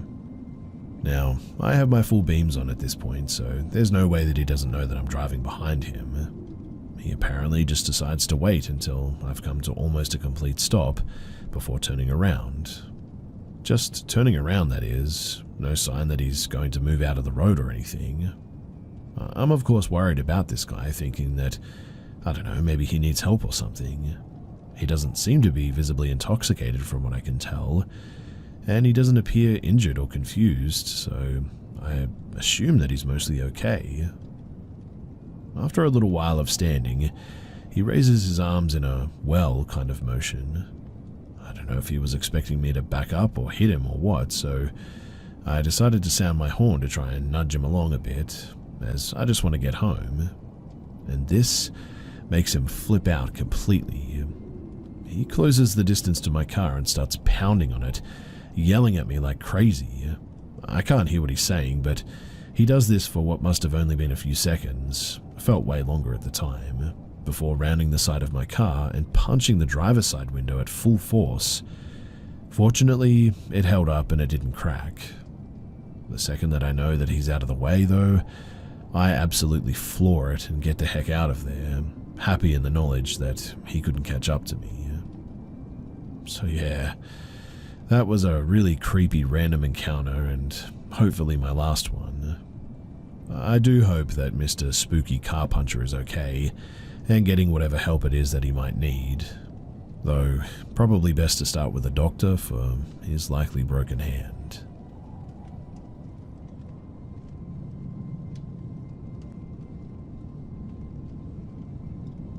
This happened back in 2018. I was 24 and my sister was 25. We are both native New Yorkers and there are plenty of stories that I have. I think we all know that New York is a bit strange, but anyway, we were on a crowded train going to meet up with a friend. There were no seats, so we were holding onto this pole. It's already a bit of a tight squeeze, but this man and this girl, not related, get on and hold the pole that my sister and I are both holding. We're both talking, and I notice the man directly in front of us keeps on looking at us, like really looking. I'm already feeling uncomfortable as it is, and it's hard not to pay attention. I just try to ignore it by talking to my sister in the end. By the way, we are nowhere near our destination. A couple of train stops later, though, he eventually says to us, "Are you guys sisters?" We both sort of look at one another, feeling awkward, and I'm like, yeah? At this point, I'm praying that the train would hurry up to the next stop so that we could get off. I know that my sister is thinking the same thing. The other girl is looking at us, and she looks uncomfortable too. He smiles and then seems to get excited, if you know what I mean. He then says to us, "Oh, you guys are sisters, huh?" in an incredibly perverted tone. He then licks his lips and keeps looking from my sister to me back and forth. At this point, the girl gives us an awkward smile and she looks just as terrified as we do. I can tell that this man is getting really excited by the fact that we said that we were sisters and comments about how beautiful we are. My sister looks at me and we see a stop coming up.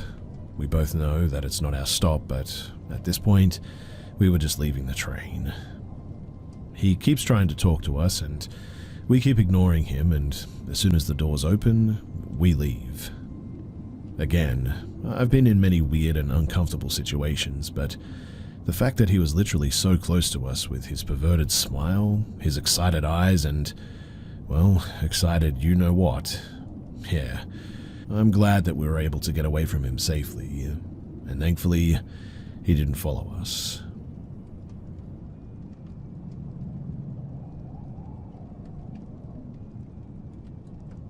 So I shared a story with you guys a little while back.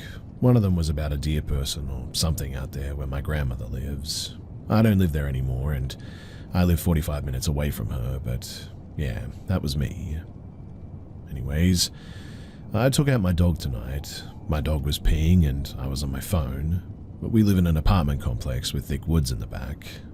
My dog started growling, which is weird because, well, he never does. That's when I looked over and he was, and I'm honestly shaking thinking about it, but with my physical eyes, I see this 6.5 or 7 foot deer thing again. First thought was it was a Wendigo.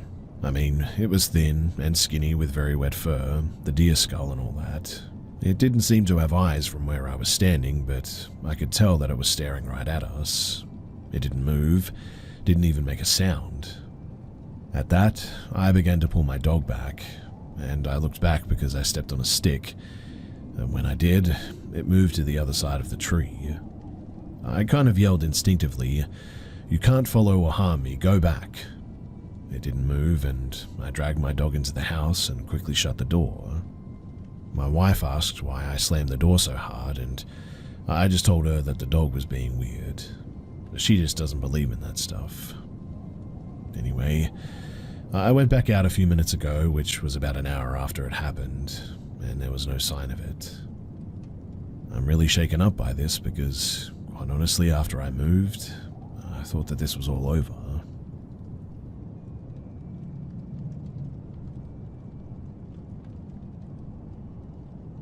So this happened when I was 15 and my little sister was 12. A little bit of backstory here too. We lived in this small town for several years and it was a pretty safe place. A few years into living there, we had a cop with his wife and kids move in 2 houses down from us. Our house was built sometime in the 1920s, and a few nights before this incident, our other siblings locked us out of the back door. Us being idiots, we kicked the back door in. The door didn't budge, but the frame came out of the wall and the door was just sort of hanging there. One of our blinds was broken. We didn't have the money to fix it. Seeing as my parents had 8 kids and money was tight growing up, there was just no way. Anyways, the blinds were broken behind our TV. On the other side of the window was a garage and our driveway. Next to the driveway on our neighbor's property, which was abandoned and had tall shrubs. What we didn't know, though, was that there were two people hiding in the shrubs watching us. I'm going to try and leave some details out just to make a really long story short, but my little sister's name, her name is Candace, and my name is Aria. It was the summer of 2009. My oldest brother and his girlfriend were a mile from our house fishing, about 10 at night. All of our siblings and parents were asleep. Besides my oldest brother out with his girlfriend fishing, I was sitting in front of the TV watching it. Candace was sitting on the bed watching TV with me too. When all of a sudden, Candace and I heard a very loud crash, a noise from the back door. We both screamed. We got up, ran to the phone and called our brother's cell phone. He said that he was on his way because his girlfriend apparently twisted her ankle anyway. He gets home eventually, and by this point we woke everyone up in the house and had all the lights on. My brother tells us to stay in the house. My brother is 6'4" and 300 pounds. Unknown to my family though, I slipped outside to check with my brother. I know it was stupid of me to do this, but I was a curious kid. I saw my brother being really quiet. He ran back to our fenced-in backyard. He gets within arm's reach of this guy and he steps on a stick. The guy turns and looks back at my brother and takes off running and hops the fence, and he got away sadly. I didn't see this because I went into the house after a while, but this is what my brother said. My brother comes in. He tells everyone that he saw a guy all in black and he was about 6 foot. This is all that he saw apparently, and the rest of the night was pretty calm, but my brother was definitely on high alert. Now, the next night, my brother was out with his girlfriend, wherever they were at that time. It was again about 10 at night. Candace and I are watching TV again in the same spot as last time, and again we hear a loud crash coming from the back door. We screamed again and called our brother's cell phone. He came home again, the whole house was awake again, and all the lights were on as well. My brother goes out and checks it out. This time he didn't see anyone out there. Oh, and I forgot to mention too that both of these times we looked at the back door. Both times the back door looked like it was kicked in really hard. This time, around the frame was out of the wall more, and the door was leaning further into the house as well. We didn't make a police report because we had a cop that lived like 2 houses down from us, and while he was at work, us kids would help take care of his pregnant wife, bring her over food, play with her kids. We didn't really see him much. And when we did, he was so sweet and nice, but anyway, we told the police officer what had happened, and he told us that he thinks that there are 2 guys, that they've been stalking our house and watching us. The cop comes over and checks and looks. He said, I believe that there are 2 guys. One keeps lookout while the other one does the possible break-in apparently. He said that they've probably been looking through our broken blinds. He also said at night they could look in and you couldn't see anything if you look out. And after those 2 nights, thankfully there was no attempt to break in anymore. But fast forward to the fall of that year, and our cop neighbor, he comes over one day and told us something. He said, I'm not supposed to tell you this, but we caught a peeping Tom. He's in jail now, about 20 or so miles away, and he said that after the peeping Tom got caught, everything around this neighborhood apparently stopped. That the town was safe again because it seemed to be this guy. Candace and I were obviously freaked out and scared, and to this day her and I have to have all of our doors and windows locked. In fact, we check multiple times a day. If any of our curtains are open, we sort of get a bit scared, so we close the curtains every time. Honestly, I'm pretty afraid that it'll happen again. Thankfully, we no longer live in that town, but that thought is still very much ever present. To this day, we don't know what their intentions were. We don't know if it was 1 or 2 guys, but I think that if he had gotten in, that honestly, we wouldn't be here today, and that is a very scary thought.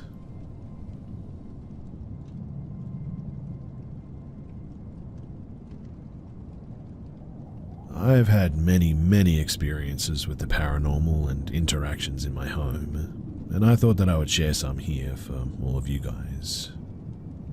So my wife is a childhood diabetic, and sometimes at night her sugar levels will drop dangerously, which can put her into a coma. I'm a very light sleeper and have trouble sleeping in general, so one night at about 2 a.m. I got up to go and watch TV, and as I walked past my wife, I looked at her and noticed two orbs above her head. One was bright yellow, and the other one was sort of a whitish, yellowish color. I looked, took a couple of more steps, and then went, "What the heck?" I backed up, and sure enough, the orbs were still above her head, so I went to check on my wife, and sure enough, she was profusely sweating, a sign of low sugar. We figure to this day that those orbs, they may have been her parents or something, and they were trying to tell us that something was wrong. On another night, I came back to bed and noticed an orb on my bed. I sat down on my bed and moved the blankets around, lifting them up and stuff to see if it was a light trick, but the orb just stayed there. I moved around, waved my hands, but the light was never blocked. But then I heard a thump on the floor and noticed that the orb was now at the base of our dresser and about shoulder height of our dear cat, Winston, who passed in 2007. Still miss him a lot, by the way. We have often felt him jump on the bed or jump off like that too, but this seemed to be something else. Again, I was up watching hockey at about 4 a.m. when I noticed a black triangle zip across the screen against the white ice. Hey, there's a bird in the stadium, I thought, so I rewound the game. It was PVR, but there was no bird. Now, this isn't all that odd, I admit, but the next night I just climbed into bed when I felt two tugs on my blanket right by my shoulder. I ignored them and I went back to sleep, but the next night as I was laying in bed, I swear that I felt a heavy weight sit on the edge of the bed beside me, and that absolutely terrified me. After that, whatever it was didn't return, but my wife has a friend who can interact with spirits, and she apparently said that it was someone named Kevin. Now, this next one I absolutely hate. So I have a fan that has a safety feature, and if you touch the fan shroud, it will stop the fan so kids can't be hurt. But suddenly, every night for months, at 3 a.m.-ish, the fan would stop, and when it stops, it makes a sort of loud electrical sound, a buzzing sound. The fan never stops at any other time except then, and I always felt that there was someone standing in that corner watching me each night, and this freaked me out, so I moved the fan to an empty room, and guess what? It didn't stop. If it did stop at random times, it was on from like 10 p.m. to 9 a.m., I would definitely say electrical problem, but every night at around 3 a.m., pretty much bang on, it would always stop, which was a bit strange. Now, the reason for sharing all of the above is that this next one happened just 2 nights ago. I was awake laying in bed and I could hear someone walking back and forth at the foot of the bed, and it was keeping me awake. Then I heard a tapping sound from our baseboard heater, then walking, then tapping, and well, this was too much, so I growled, "Will you get lost? You're keeping me awake." And right after I said this, there was a loud thump on the floor like I startled it, and the air in the room became really much lighter, I guess you could say. I have more experiences, but these are probably the best ones. I guess I'm a bit tuned into spirits or whatever, but for the third one I think I brought it on myself, knowing that I'm a bit sensitive to all this stuff I've been saying in my mind. If any spirit needs help and you are a good spirit, I'll try to help you. And I guess Kevin needed help, and perhaps that's why he approached. But whatever the case, it was still very terrifying, and quite honestly I didn't really expect it, I guess. But here's hoping that after this last one, things will start to calm down.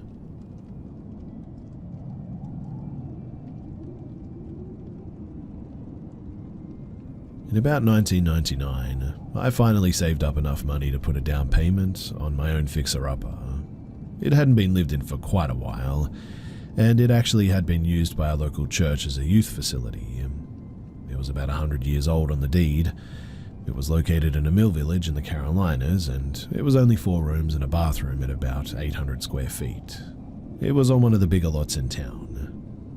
Now, I was recently divorced and living with a friend who I had worked with at one time who was also ex-military, so it worked out well moving into a house. He worked in law enforcement now and wasn't there much, but paid half of everything, which gave me some extra money for improvements.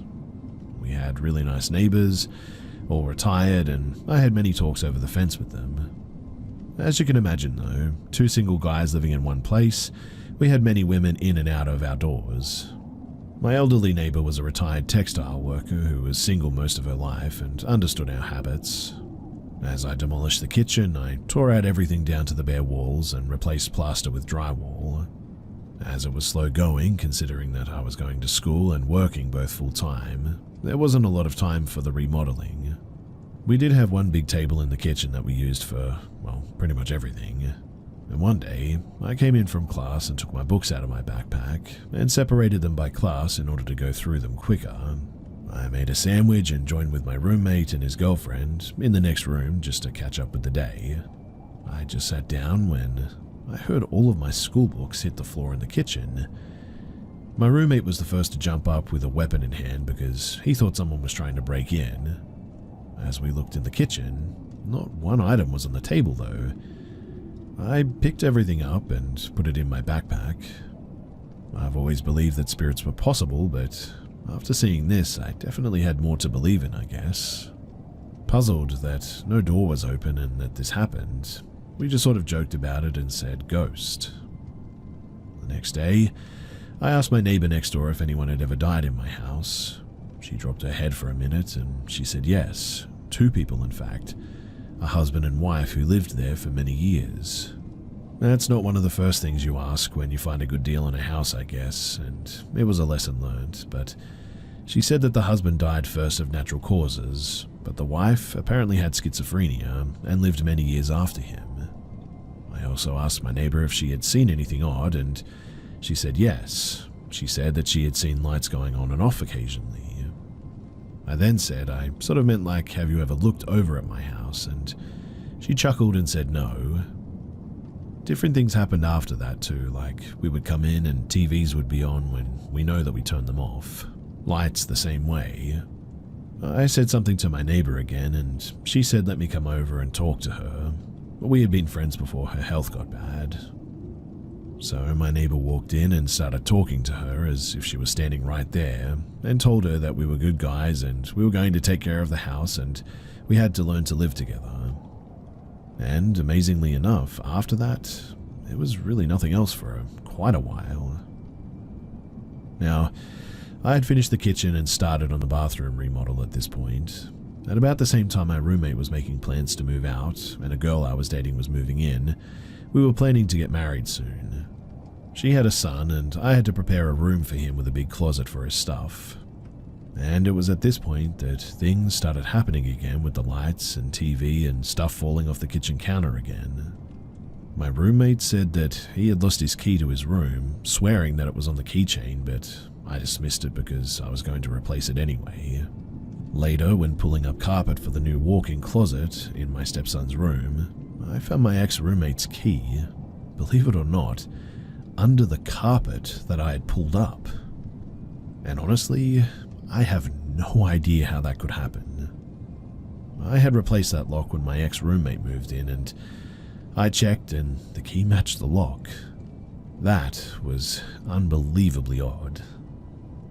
In the time that I was fixing up her son's room and the time that she was to move her stuff in, one afternoon I came home from school and drank a couple of beers and took a nap, only to wake up abruptly to my stereo blasting so loud that it was deafening. Mind you, this was one of those old school stereos that you adjusted volume by the knob and not a remote. I jumped up and turned it off. Irate, I remember saying something to the effect that this was my house, and if we both can't live here, I'll burn it down. I think I even said that if there was a light near where she was, that she needed to go to it. And after that, there was absolutely nothing for the next 6 years that my new wife and stepson ever experienced. Thinking back, Maybe negative energy had been building up in the home for some time, because some decisions were made for her son to go into a private school near where his father lived for a better education. And even though I didn't agree, she did it for his future and I understood. But our relationship paid for it in the end with divorce after 8 years. Nothing I can remember stands out after my wife left, other than that she said that in the end that the house gave her bad vibes and she wanted nothing to do with it. I had wondered at one point if the spirit of the woman wanted me to be there, but wanted only me because there had absolutely been nothing else that had happened the entire time that I lived there alone. A few things did happen though by surprise during the sale of the home when I was preparing to sell. Like the furnace needed repairs and my entire front sill collapsed right before the home inspection due to termite erosion.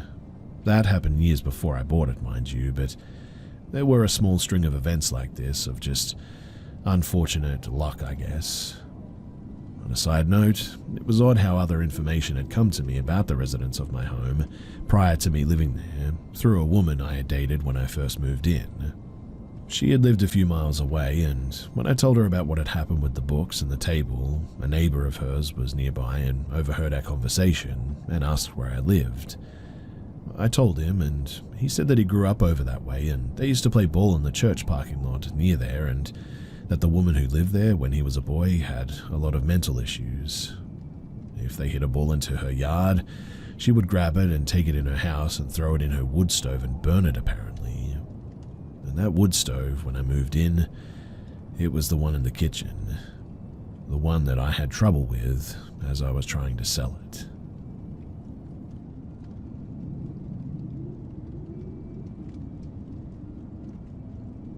Recently, there was an Amber Alert and my daughter was asking me what that beeping sound was all about. For those who don't know, an Amber Alert goes out when a child is reported missing. If you receive notifications, you know what I'm talking about. The alert will sometimes give information like the victim's appearance as well as the perpetrator, the location of the abduction, make and model of a vehicle, stuff like this. Anyway, my phone started beeping one evening while helping my daughter clean her room, an Amber Alert. She asked about it. I gave her a small rundown and that was that. However, it triggered a childhood memory that I have where I believe with all of my heart that I was almost kidnapped when I was a kid.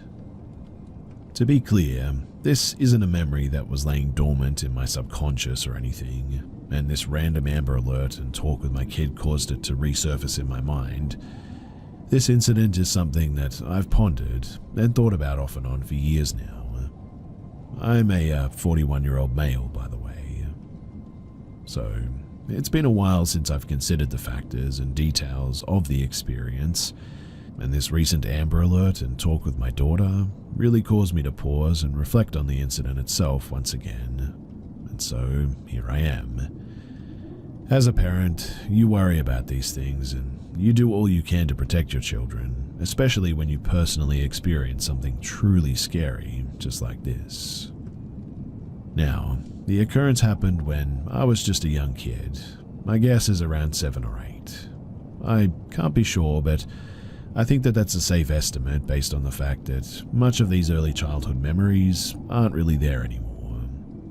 I do remember my kindergarten experience, which I would have been 5 or 6, and also later grades as well, but this incident must have happened sometime after or maybe even around the ages of 7 to 8.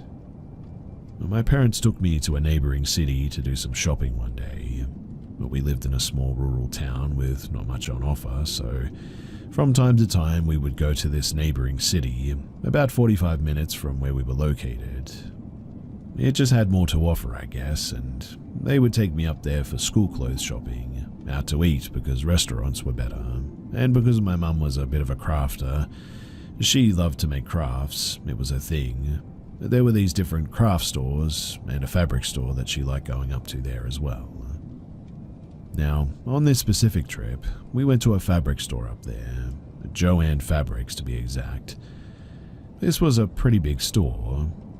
As a little kid, I guess most every place seems big, but no kidding, this was actually a pretty sizable place. My dad, he sat out in the car while I went in with my mum. He did that a lot growing up. He would just sit in the car when there was a store that he didn't want to go into, so I really can't blame him there. I can't recall exactly what all my mum was looking for or trying to get in that store that day, but I do remember what section we were in, an area with a bunch of racks with various fabrics hanging.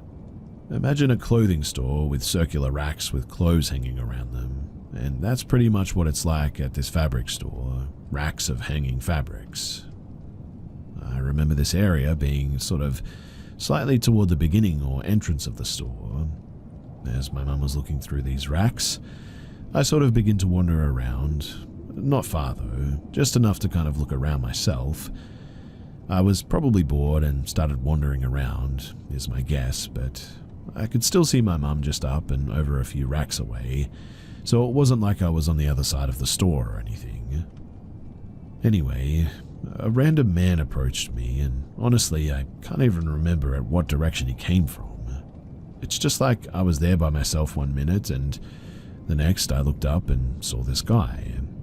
It was like he came in fast and sort of out of nowhere, but I quickly looked over to where my mum was. She had moved a few racks up and away, but I could still see her. There was a fair bit of distance between my mum and me at this point, and so here I am standing behind some rack of fabric with this older guy opposite me on the other side of this rack. Then he speaks. "Hey little boy, how you doing there?" I remained silent because this took me completely off guard. He asked, "Where's your folks at? Are you alone in here?" I stood still and sort of quiet. "Come here, I got something to show you." At this point, he started advancing toward me, coming around the rack to where I was.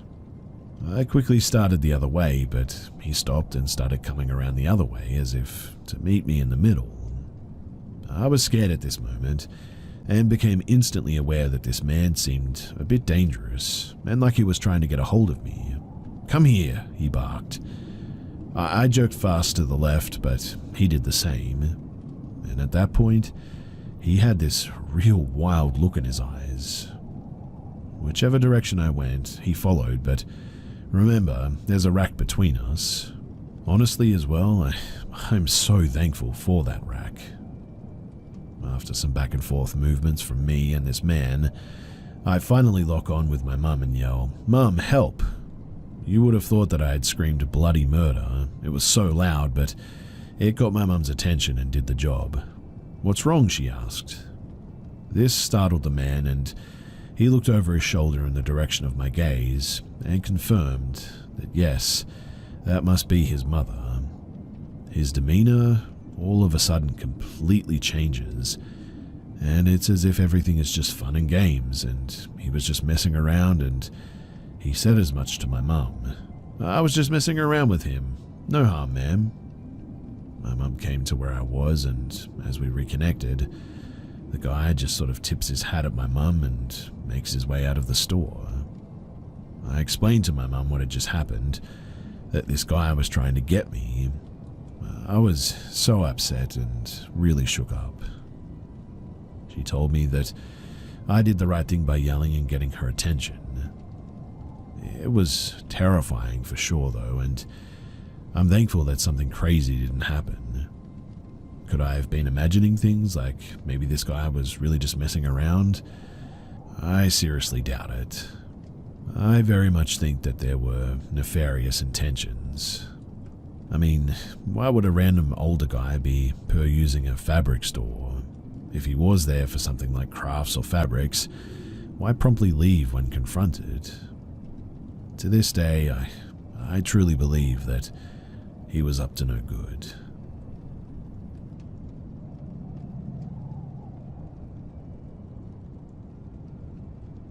Back in August of 2023, we were staying at an Airbnb in Hatch, Utah. This place didn't have any air conditioning, considering the elevation of Hatch, and the temperature was pretty comfortable. This will be relevant later. Now, on the first night, my wife and I were out stargazing since the sky was devoid of light pollution and clouds. I had my GoPro set up and my phone taking photos, and we were just staring up enjoying the stars. That was when my wife pointed out to me what appeared to be a single small satellite floating across the sky. As we were looking at it, however, it then multiplied into 3 lights in a sort of triangle shape. It continued to expand in the same manner until there were about 7 lights in a larger triangle pattern. That in and of itself is pretty weird, right? But what really was just bizarre was the sky that was visible within that triangle shape more or less froze like a screenshot, and then that section of the sky was moving with the triangle while the rest of the sky around it was stationary. The best way I can think to describe it would be like in the movie Predator and his active camo invisibility tech. The world behind him was visible but sort of skewed, and this triangle passed over the sky for a few short minutes until it just seemed to either rise rapidly and disappear or shrink rapidly. It was about that time that we noticed that it had also gone eerily silent outside with us. No crickets or anything. Even the wind seemed to have stopped. We decided to go in for the night after that, as we were both pretty weirded out by it. In awe, of course, but also weirded out. I got some good pictures of the night sky, but of course, as is usual, they didn't see anything weird. Anyway, a few hours later, the same evening when we were getting ready for bed, I wanted to try a long exposure setting that I had found on my GoPro, so I was standing on the porch taking pictures. That is when I heard the whistle. Now, I'm not an overly superstitious man by any means, but I've heard stories, and not wanting to take my chances, I didn't return the whistle. There was a second whistle shortly after the first that expedited my decision to just go back inside. Weirded out, we just sort of laughed it off in the end and made sure the doors were locked, and we went to bed. Mind you, due to the lack of air conditioning in this house, the windows were all open for airflow. An hour or so later, after we were asleep, my wife wakes me up to ask if I hear something. It was at this point that we both hear very clearly a deep growl and breathing like that of a bear or a large animal outside of our window on the porch. Not loud, but definitely very bassy. But we could hear heavy footsteps on the porch as well. We woke our friends up and quickly turned all the lights on to look around. There were no footprints on the dusty porch and none in the soft mud around the porch, so this experience we really just cannot explain. Of course, our friends were asleep in their room and they didn't hear a thing, and they didn't experience the earlier sighting outside either. Nothing else weird happened while we stayed there for the rest of that trip though. But the final thing to have happened, and this is the part that really weirded my wife out, was that a month or so later, when we were back home, we were in the kitchen making dinner when she looked up and there was an owl sitting on the fence just sort of staring into the house at us. I wasn't at that time aware of the correlation between alien sightings and abductions and the sighting of owls, but I definitely am now. To our knowledge, we didn't have any lost time events or anything like that, but it just kind of felt like we saw something that we weren't supposed to see, and maybe they were checking us out to see if we were cool. For my wife, this is all a little bit too much, and it has made her very uneasy to stare at the stars as much anymore. I, on the other hand, am still very much intrigued. We haven't noticed any more owls as of late, so who knows if it was just a coincidence or not. But I'm sharing this because I want to describe my experience and just explain it to someone out there. I would also be interested in hearing if anyone else has experienced, well, anything like this.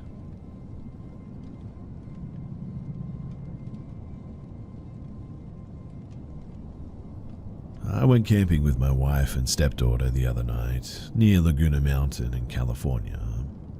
We were off the main road in a secluded route that seldom had cars passing by. No foot traffic through the area at all, however. and we heard a noise late during the night that honestly could be explained logically by something natural, I guess, something we just don't know about. However, my wife and I have both been losing sanity trying to understand what that noise could have been, or what could have made the noise. The first occurrence of the noise occurred around midnight, and we can only describe it as a slow, deliberate, rhythmic nail scratching on the tensioned paracord strips that were securing the tent to the ground. Naturally, we thought that it might have been a critter curious about the tent, but the slowness and the rhythm of the noise makes us believe otherwise, because critters like that generally scratch quickly and sounds more hasty, I guess. The other conclusion that leads us to believe that it wasn't a critter was because of the fact that throughout the night, we actually did hear squirrels running around outside, curious of all of our stuff that was outside. Why is that detail important?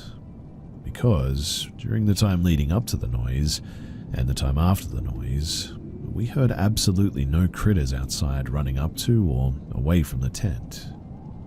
Which means that whatever was creating the noise was absolutely silent coming up to and away from the tent, or, eerily enough, may have actually been floating or something of that nature.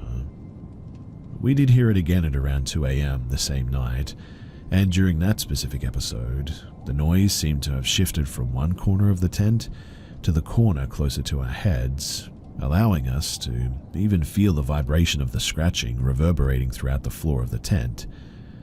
And that's what leads me to believe that it was the taut paracord strips, because of the tension allowing the vibration to be much stronger.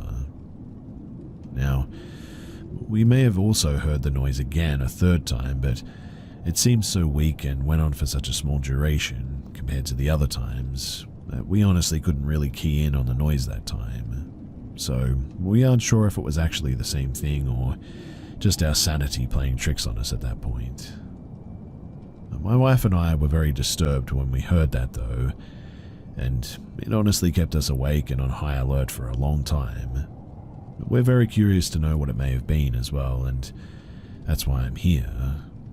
Has anyone had a similar experience, or does anyone have an explanation as to what that could have been?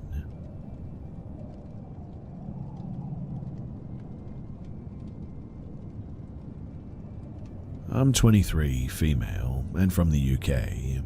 From the ages of 9 to 11, I was best friends with this girl that we'll call Sarah. She and I formed a little group at primary school with two other girls. Their names were Lauren and Ellen, but we were each other's best friends first, as we lived so close. Sarah lived one street over from me, so I would always sleep over at her house, but she never came over to my house as we were very, very poor, and honestly I was embarrassed about the state of my house. The sleepovers became a bit of a weekly thing though, and it was just her and her mum who worked every weekend, so we spent a lot of time in the house alone. She would show me her mum's explicit material from like the 80s that all included vampires. As a 9-year-old, I had no idea what was going on, and I'd just sort of sit there blankly. She'd always say, "Doesn't it make you want to do it?" and things like that. She would also get her mum's toys and show them to me and make me hold them, which never really seemed odd to me, I guess, until I got a bit older. But even at the time, I felt uncomfortable. I was a pretty nervous child, and I struggled to make friends, so I'd often go along with whatever she said, just because I felt lucky to have a friend, outside of school that is. But she would often make up scary stories or do sort of mildly creepy things at night, like sing patty cake in a babyish voice close to my ear while I was sleeping, or pretend her dolls were alive and wanted to punish me for taking her attention away from them, which creeped me out but never outright concerned me, I guess. Though my mum was worried that I was having constant nightmares at this point. None of this affected me though too much, and so I stayed friends with her. Later that year I got mauled by a dog, Japanese Akita, and had reconstructive surgery on my face. Due to this, I had to take medication at certain times, and would be escorted to and from the school office every day by my other friend, Lauren. Because of this, we became best friends, and I started sleeping over at her house instead of Sarah's. Sarah didn't like that I was getting a lot of attention due to my fresh scar that I had, or that I had replaced her with another friend, so she said that I was pregnant at 10. Complete with tears and plans and everything, including Ellen telling her mum at the end. As kids, we really didn't even question the validity of her claim. At some point, she dropped this, and next she pretended that she had cancer. I called her out on that one, as I knew a lot about cancer because my auntie had it at the time, which she really didn't like. After that, she started calling me names, stealing my school stuff, made up lies about me, and more, making our other two friends pick me or her. It fluctuated a lot, so sometimes they'd be my friends, other times they'd be hers. During this time, though, I slept over at Lauren's a lot, and a lot of my stuff went missing. A pink flip phone that I just got as my first phone ever. This was like 2010. And my DS Lite, which was my prized possession at the time. My mum, she got involved at this point and demanded that they find it, as she knew that I'd taken it to the sleepover. In the end, Lauren supposedly found them both smashed up on a road far from either of us lived, and returned them to me completely broken weeks later. Later on, Sarah and I got invited to swimming baths for Lauren's birthday, and for once we got along like it was having my best friend back. Us kids were basically left alone in the pool to mess around for a few hours. An important note here too is that I really couldn't swim, and I still can't. I had chickenpox during school swimming lessons, and I'm terrified of water now, so I've just never learned since then. Anyway, at one point I was so sick of being stuck in the shallow end, like a baby at the age of 11, when all of my friends were swimming in the deep end. Sarah noticed this and came over to me. She offered to piggyback me and swim me to the deep end so I could play with everyone else. I was really happy to be included. I didn't even think about the fact that she didn't really regularly like me, or that if she left me, I really couldn't swim back. I just hopped right on, and she swam us out. She started mock tipping me sideways like she was going to drop me, and I cried and begged her to take me back. I was terrified of getting water in my face or going underwater. Still can't go underwater to this day. She just laughed at me though, and then dropped me, dunking me under the water and holding my head there where I struggled and I couldn't breathe. I remember struggling and being unable to breathe, but the next thing I knew, a lifeguard had pulled me to the side of the pool and I was choking on air and shaking. I also have horrible reactions to the smell of chlorine, and it makes me sneeze and my eyes swell up, so I had to be picked up, but everyone told me that it was an accident and just kids messing around. She later told me that it was just a joke. I should learn to swim and stop being a baby, which I guess is kind of true, but still, after that day, I didn't want to be around her anymore. Our friends still flip-flop between us, some days being her friend, other days being mine, but that was fine. I didn't care anymore, and I was just sick of her. I avoided her like the plague at this point. And I mean, primary school was almost over, and after that, I never had to see her again. Eventually, we all went to secondary school, ages 11 to 16, and we all went to the same one, but my school was categorized into classes, the top being the smartest, and I, Lauren, and Ellen were all in the top class, and Sarah wasn't. It was a nice buffer, and I got my best friends back, as well as making more friends for the first time ever, and so I completely forgot about her, in all honesty. But then, one day as I walked home from school, I passed the corner shop on my way home, and she was there, blocking the path, waiting for me, it seemed. Her school tie was tied around her head like a headband, and she was crying. I tried to go around her, and she growled at me and launched herself at me. I was like 4'7", 80 pounds, if that, and she was much larger than me, and I'd never been in a fight, ever. I really had no idea what to do to get her off of me while she clawed at my neck and alternated kneeing me and elbowing me. I just wanted her off me. I grabbed the tie wrapped around her head and pulled her as hard as I could until she fell to the ground. And with that, she just ran away crying. I remember walking the rest of the way home so confused. I mean, what had I even done to her to deserve that? I mean, I hadn't even spoken to her in like 8 months at that point, and she and our other friends were in the same tutor group and they hadn't mentioned anything to me. Eventually I forgot about that too.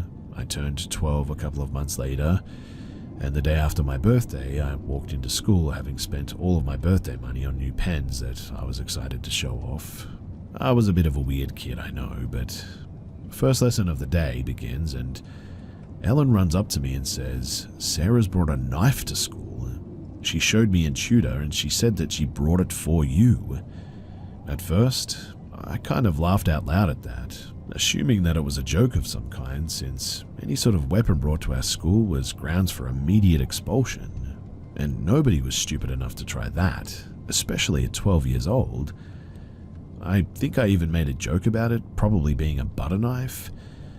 She repeated, though, that apparently she was serious, that she told the teachers about it, and they'd actually called the police at this point. Again, though, I just didn't believe her. To me, it seemed crazy that they would call the police over a 12-year-old bringing a knife to school. But they did. The police arrived minutes later, and that was that. I never saw the knife, but she was immediately expelled. I don't know for sure why me or what she had planned to do, but she must have told multiple people that she was going to do something to me because it was an ongoing joke the rest of the time that I was at school. She ended up going to the school my little sister had just started at, and she apparently also told my sister that it had been for me, but it was just a joke. Side note, my little sister is a year younger and is a fighter, and at this stage, I've still never been in a real fight, and my sister has always fought anyone who badmouthed me. She's a real one for sure, but my sister apparently punched her for that, and that was the last that I heard from her until I was like 18 years old. I turned 18 and I was at university, and then out of the blue I was tagged in an old primary school photo by Sarah. It had the whole class in it, but she tagged only me. I found this a bit odd, but didn't do anything about it, and I mean, it was on my old Facebook account anyways, so I just ignored it. A couple of months later, though, it was Sarah's birthday, and she sent me a message asking if I would come to her birthday party. Mind you, I hadn't spoken to her in like 6 years at this point, and the last time I had, I mean, she'd fought me and then brought a knife to school. So in the end, I simply ignored the message and I just moved on with my life. Later I saw that she and Lauren had reconnected and were best friends again apparently, which always concerned me as Lauren and I had stayed friends for years and she knew everything about how Sarah had treated me. But I've never really put much thought into it, other than that it's likely that they were still friends the whole time and Lauren had stolen my DS and phone because of Sarah and they'd broken them together. But the last time that I saw her, I was 19 and I was on a date with my boyfriend walking down the street, and I saw her standing at the bus stop. I wasn't really bothered since I'd neither seen or heard anything from her for years, until our eyes met, and she grinned and pulled out her phone and started filming me until I was out of sight. Now, I have no idea why she did any of the things that she did, and I mostly feel sorry for her based on the way her life has turned out so far. But really, I still hope that I never, ever run into her again.